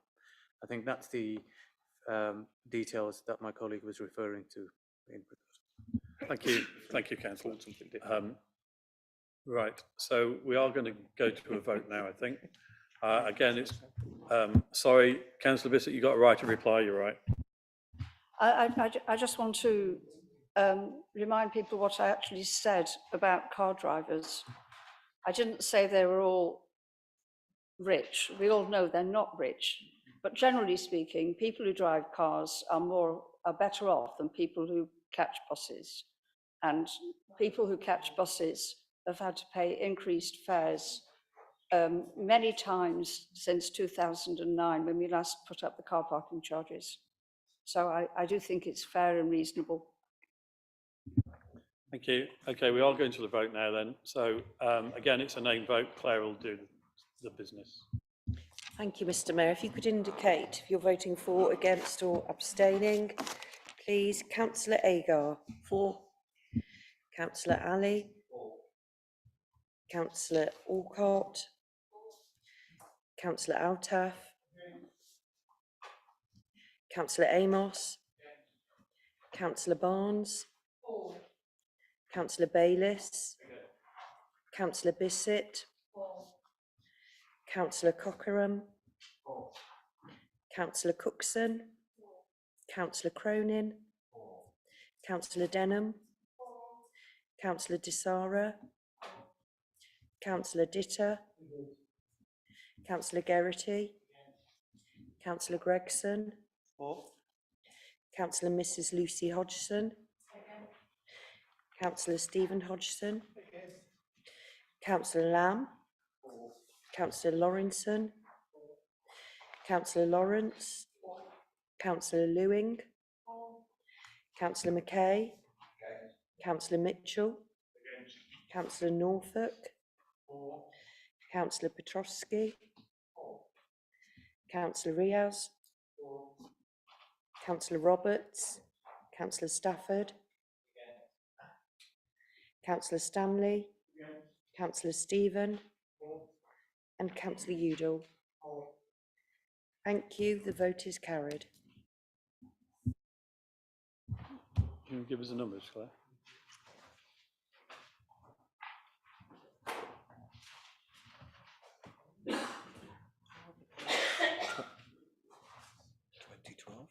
We've got 32. We've got 32 members. We've got 32 members in the chamber, correct? 24, 12 against. Yeah. Okay, so 24 and 12 against for those of us who are interested in the detail. Okay, I'm just going to grasp the mood of the meeting. It's 8:45. Do you want a 5-minute break now, or do you want us to move on? Move on, okay? If anybody needs to go out for any reason, please do not hesitate to do so. We'd rather you did it somewhere else. So we're going to move on then to the personnel and general purposes item report. Councillor Stanley. Mr. Mayor, thank you. Assuming I'm speaking from the correct email thread on this occasion, I'm more than happy to propose. Seconder for that, Councillor Denham. Thank you. It's the first time that this council has considered a parental leave policy for councillors. I rather regard it as part of Councillor Griffith's legacy, former councillor, but actually it's a gender neutral item. Male councillors have also had children during their term of office. And in the modern era of co-parenting, it can affect any of us. And it also applies in terms of adoption as well as birth. It's a pragmatic approach regarding parental leave and payment during that period, and also takes account of the reality of local elections and the impact on all councillors and colleagues. And I commend it to all colleagues. Thank you. Any speakers? Councillor Bissett. I'd just like to say how very much I welcome this proposal to have parental leave for councillors. My hope is that it will encourage more women to become councillors and younger people who are contemplating parenthood, and I wholeheartedly support it. Councillor Barnes. Thank you, Chair. I think this is one of the most important things we're discussing this evening, actually.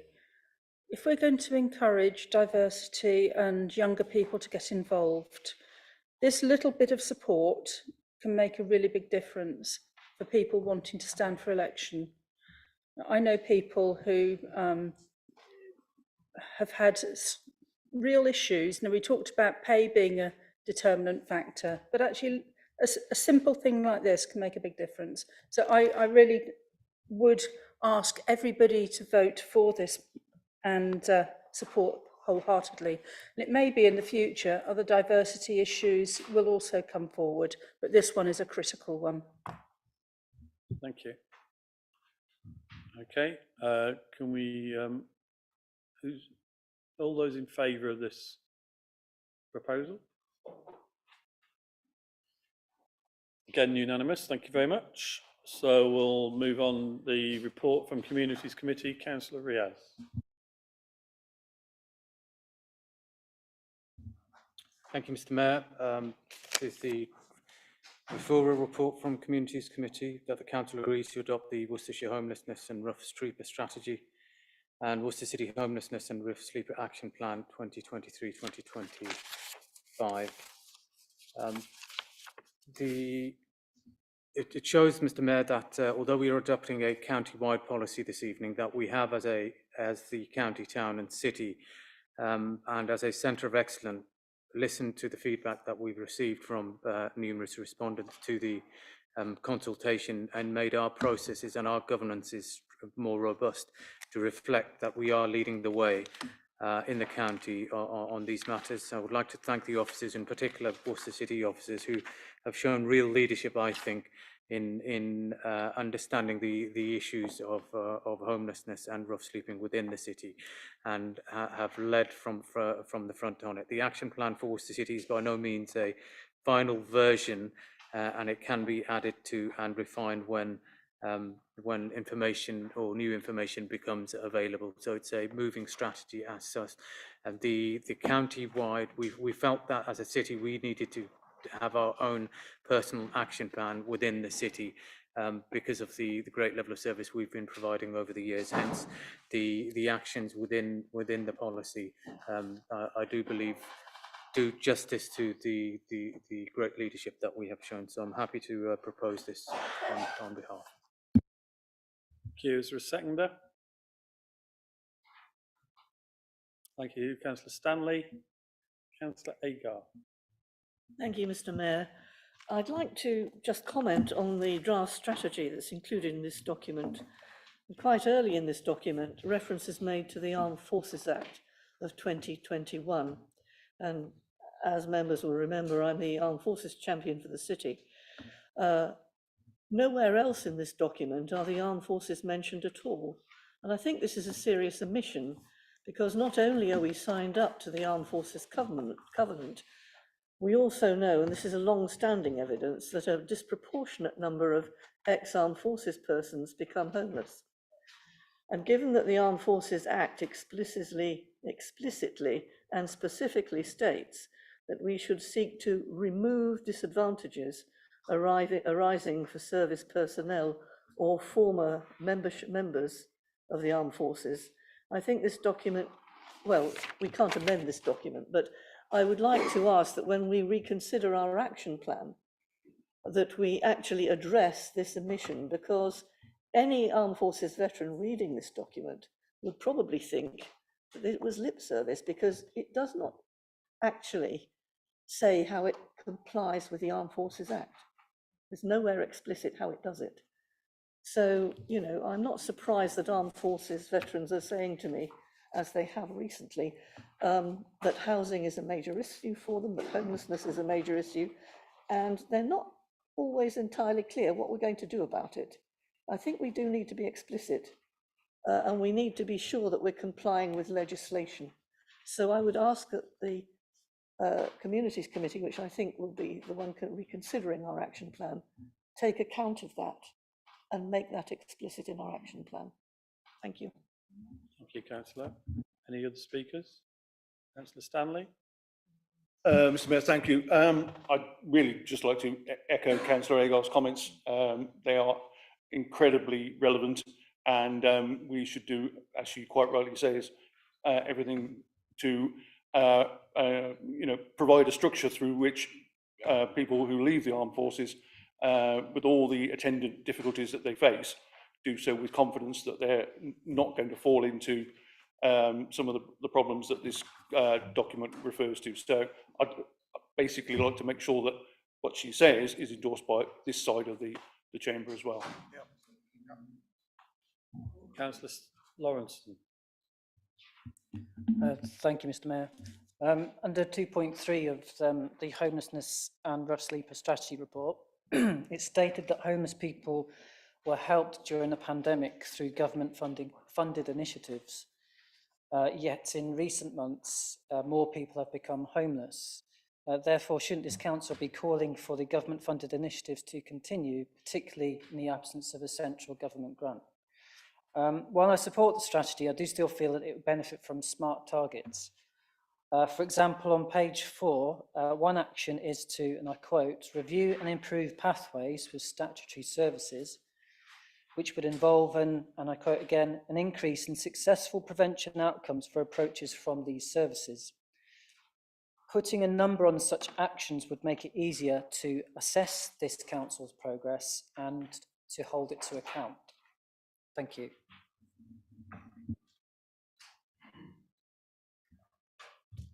Thank you. Is there anybody else?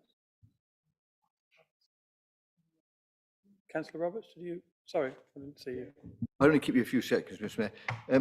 When these extra groups are being brought in, and I've every sympathy with them, as corporate parents, we'll know that 25% of those who are rough streeting have been at care at some time. So don't forget the ones that we're responsible for. Thank you. Councillor Riaz, do you want to respond to any of those points, please? Yes, thank you, Mr. Mayor. Really thank members' feedback on this, and this is the reason why we appoint champions, right? To highlight issues that we normally would miss in that circumstances. So I really appreciate Councillor Agar and others highlighting that issue. I don't think it's a one for 1 minute negates the importance that we that we put on our armed forces. We have an armed forces covenant, and it's not just lip services. But I do agree to the point that it should be more explicit within our strategy of how it should spell out how we have a duty of right and care to our armed forces personnel in that circumstances. I'll put that feedback back into the action plan, and we'll invite you to speak on the item as well. In terms of the other points raised, Mr. Mayor, in terms of that, this strategy has been consulted on a county-wide basis, and to specialist the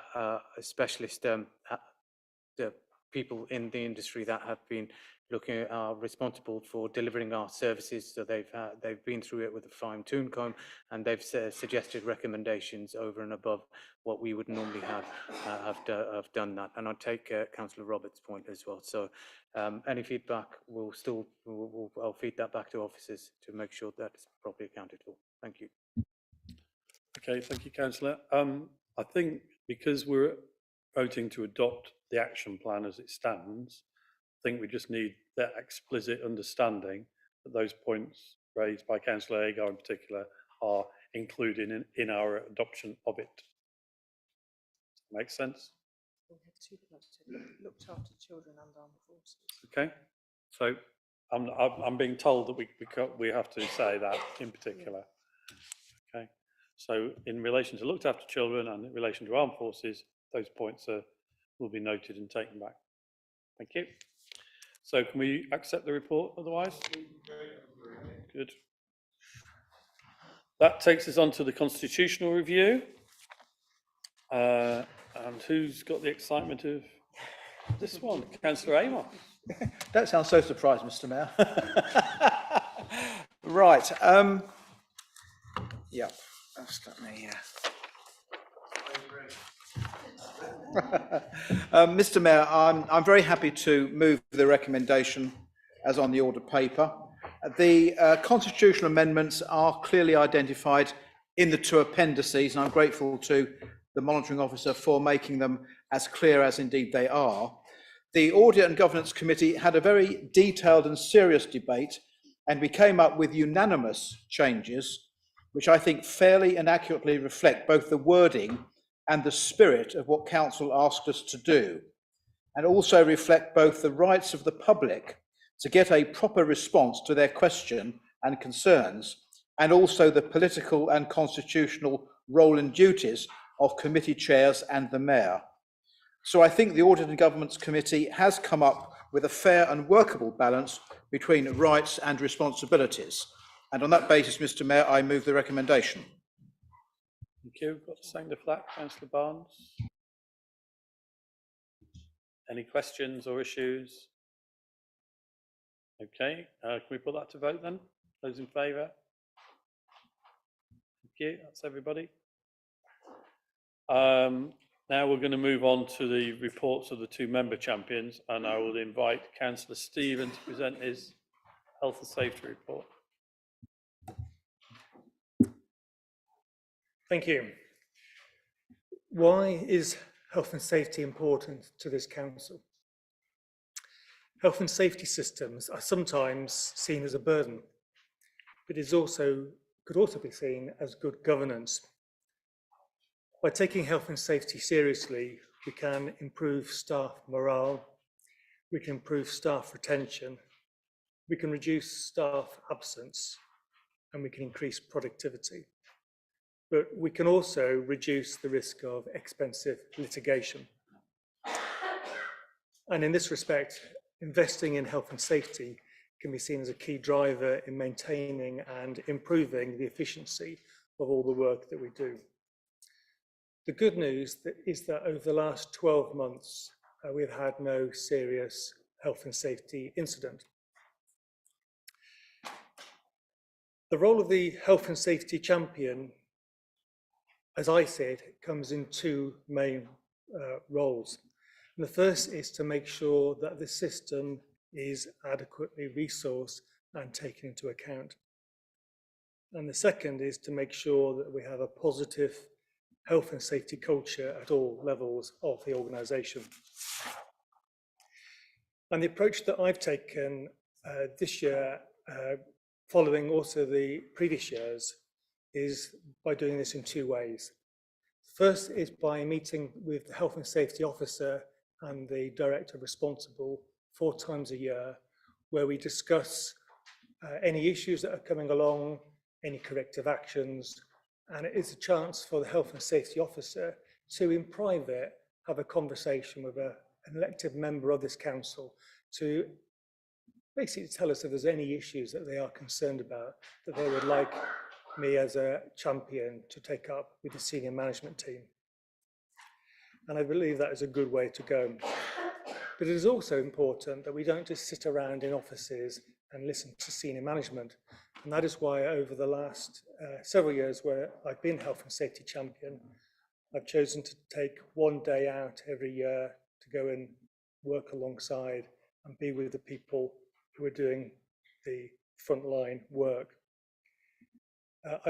Over the last few years, I've had the opportunity to go out with the refuse collection team twice. I've been out doing strimming, picking up litter, been out with the traffic wardens, I've been to the crematorium. And I believe that is a good way for members of staff to be able to speak to one of the councillors. As I say, over the last 2 years, I've had the opportunity to spend a day emptying the bins and picking up litter and so on.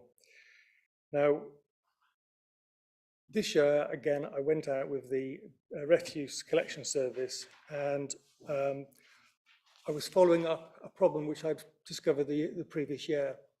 And the problem I found was that, and this may sound very trivial, but what I found was that a lot of our people who are not based in a depot or an office or so on, they're out and about, they're emptying the bins, they're picking up the litter, they're working around the town. And for all of these people, there was no plan, no adequate plan for them to be able to use toilet facilities during their working day. And if you've got full protective PPE equipment and you've got a heavy day's work, you do need to properly drink lots of fluids and so on. So we're potentially putting our staff at risk. So what we were able to do is make sure that the council now have a plan for every round, every collection round. There is a plan of where they can go during their round. And that has been put in place. I'm slightly disappointed that when I actually asked the people I was with, where are the stops for today? They didn't actually know what I was talking about. But I have since spoken to senior management, and they've told me that this is now corrected. On a more positive note, I found that the attention to detail in the training was very, very good. I spent about an hour or so being tutored on how to load a bin on the back of a refuse lorry, and the attention to detail and the care they spent with me explaining all the health and safety aspects was very, very good. Last year, when I gave my annual report on the health and safety, Councillor Bayliss asked me a very good question, and I took it to heart. And he asked me a question which was, It's all very well, all this health and safety for our staff, but what about residents and visitors to the city? So on the strength of that, I asked officers to create an overview of all of the assets that we have, to make sure that we have a risk assessment for all of the assets and buildings that we have as a council. Today, all sites now have a designated responsible person. That responsible person is the person who will do the risk assessments. And they've got a new piece of IT software which they use for doing this. So as we speak today, all of our assets do now have a risk assessment. The responsible person has been nominated. The open points that we have for this are that the work now continues to train the remaining responsible people and to help them to learn how to use this new piece of risk assessment software. I'm going to finish off by just saying a quick note about the importance of strategic goal setting. Health and safety culture starts at the top, and our senior officers should embody good health and safety practice and put it as a high priority within the organisation. And to this end, I've asked our managing director to have at least one goal-setting appraisal target for each of their senior staff in front-facing staff.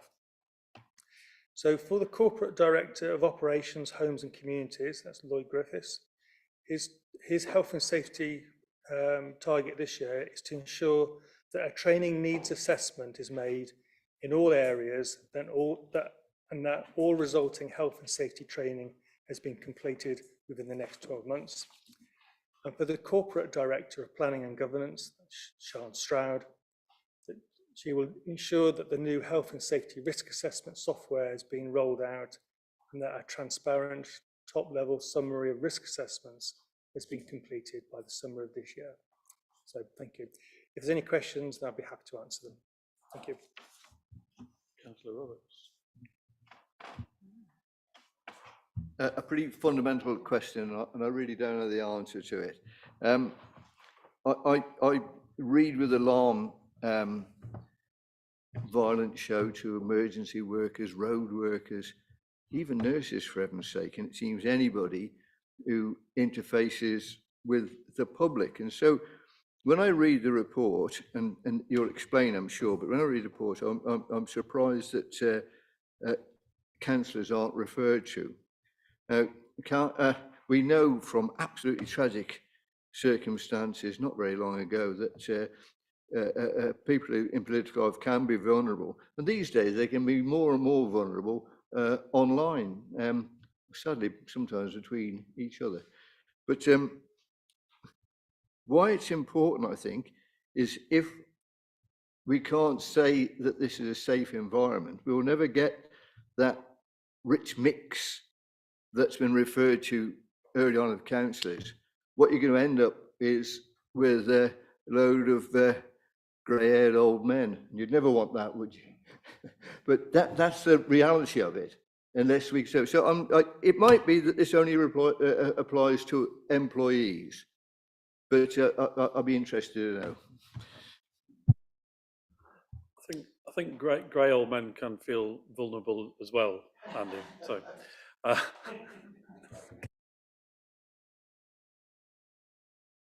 I'd like to answer that. I think Councillor Roberts makes a good point, and it's something that I'd certainly like to consider in the future year if I'm doing this next year. So I think there's no reason why we can't keep that within the scope of the Health and Safety Champion. So thank you for raising it. Councillor Mitchell. Councillor Stephen, thank you for your excellent report. It does show the value, second time today, of effective champions.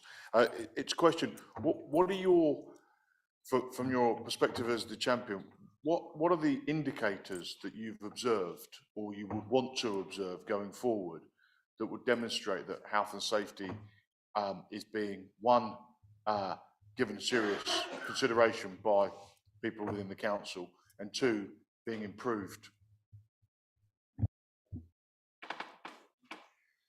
Thank you for the question. The day-to-day management of the health and safety system, by its nature, has a lot of detail in it. And there is obviously the ultimate responsibility of health and safety lies with the managing director. The health and safety officer will be the person who facilitates all the work on a day-to-day basis. And through the Joint Consultative Committee, issues that arise during the year, and a lot of them will be details, and any issues that arise will be picked up. My understanding and my interpretation of the role of health and safety champion is not necessarily to get into the weeds of all the detail necessarily, but primarily for two things that I've concentrated on. One is to make sure that we have the resources and that there's a really high acceptance at senior level of the importance of health and safety. But secondly, to make sure that those people on the ground who are actually doing the work feel that there is a good health and safety culture. And by speaking to those people, finding out whether health and safety is taken seriously. And my understanding, when I speak to people who are doing the work, whether they be the civil enforcement officers or the people emptying the bins, the level of support they're getting from the management team is very, very high. They feel valued. They feel that, I believe there is a good culture within the organisation. And so I don't really have necessarily that much of an issue with the details, but as I say, the role of the health and safety champion is the two things. It's the making sure that the culture is there and making sure that the resources are there and it's been taken responsibly. And I'll give you another example of that. For the first few months of this 12 months of this municipal year, we didn't have a health and safety officer. So, of course, I was taking this up and discussing this with Shah and said, well, we need to get somebody. And I'm not saying it's because I was making a fuss about it, but they got somebody on a temporary contract, which was a very good thing, and they worked part-time, and then gradually that person was brought on to being a full-time employee. So it's keeping that thing in mind and making sure that health and safety is kept at a high level within the organisation. But to get down back to your specific about the metrics, I see that as being done within the management structure and within the Joint Consultative Committee as well. Thank you. I was just going to say to Councillor, I didn't mean that as a trick question in terms of giving me specifics. You've actually answered my question by saying you've seen the culture change, and that's where I was trying to get to, of where you were seeing it from a champion's perspective as opposed to an officer's perspective. Thank you. Okay, I'm going to move on. Thank you very much, Councillor Stephen. Councillor Lucy Hodgson. Thank you for that. I'd like to first of all thank Sean Stroud, Duncan Rudge, Paul Collins and Sheila Payne-Lunn for all their hard work and supporting me in the Heritage Champion role. I've met with them on a regular basis during the year. I've assumed you've read my comprehensive report, so I now will ask for questions. Any questions? Councillor Udall. Yes, thank you, Councillor Hodgson, for a very comprehensive report. I'm asking this question out of desperation in some ways. Are you aware of the recent destruction of scheduled ancient monument at Earl's Court, which took place admittedly slightly outside the city boundary, but virtually on the boundary in St. John's? And what kind of powers and influence do you have with Historic England, who are the enforcement body, to make sure that some enforcement does take place to ensure that the damage which has been created by the builders and developers is put right? And also, do you have any influence over the natural heritage? any comments upon it, especially as some very historic hedgerows have been torn out in the same location as well, which is obviously has an impact on wildlife and historical boundaries of the area. I'm sorry it's a complicated question, I should have given you notice, but it is very important locally. Even though some of the issues are outside the city boundary, it straddles the boundary of Malvern Hills and is a very much an important issue in St John's. I don't know if you've got any comment to make now, Lucy, or whether you want to respond at some future Well, date. I think I will have to pass it on to officers.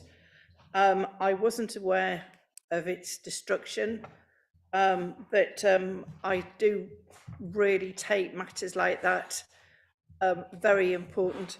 Unfortunately, I did say in my report that I haven't had any face-to-face meetings with English Heritage because of COVID, and they've only just recently started up face-to-face meetings.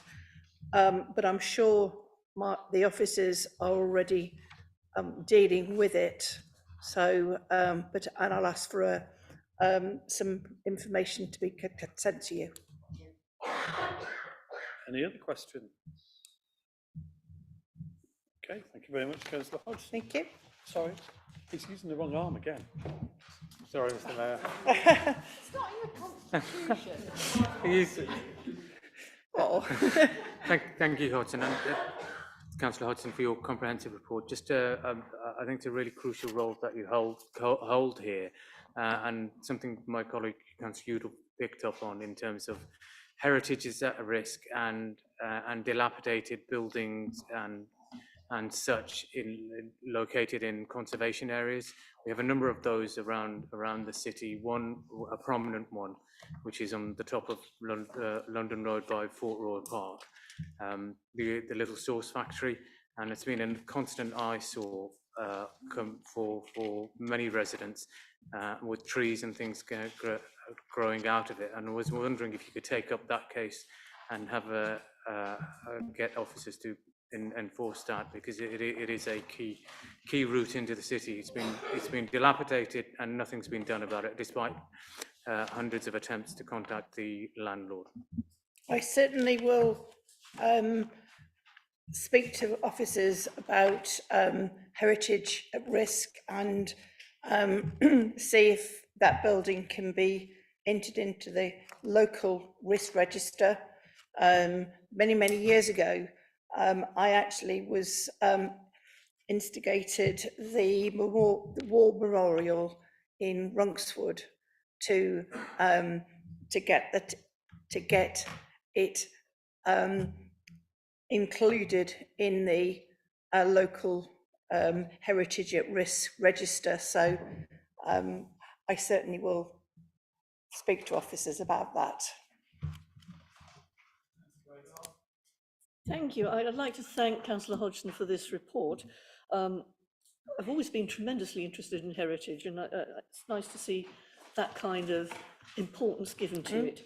And I'm particularly pleased to see reference to Tamar Close, which is often ignored as part of the Civil War battlefield, but also Middlebatten Hall Farm, because you'll remember a speech I made, a rather substantial speech at a planning committee some years ago, which referred to the strategic unrolling or unfurling of the battlefield. And it's quite impossible to envision that unless you actually stand in front of the Grange at the bottom of the hill and look upwards. And then you can see how General Fleetwood and Cromwell actually swept down the hill towards the two rivers, one crossing, Cromwell crossing on the Bridge of Boats, and General Fleetwood coming across on Powick Bridge. But without being able to stand there, you can't actually understand how the battle unfolded.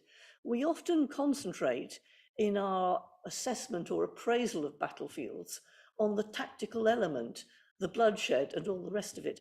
But actually, our understanding of what has happened is often dependent on a wider perspective. And I think that your mentioning of that reminded me of that. So thank you. Well, thank you.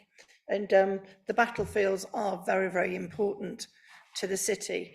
and the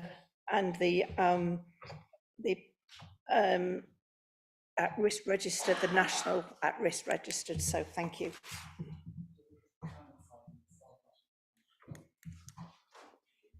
Thank you, councillor. Okay, very good. Does the joint leader have any matters of urgent business? Nothing to report, Mr Mayor. Okay, then can we pass the resolution to move to exempt? Okay, is everybody who's not required to be here? Fine. Thank you very much.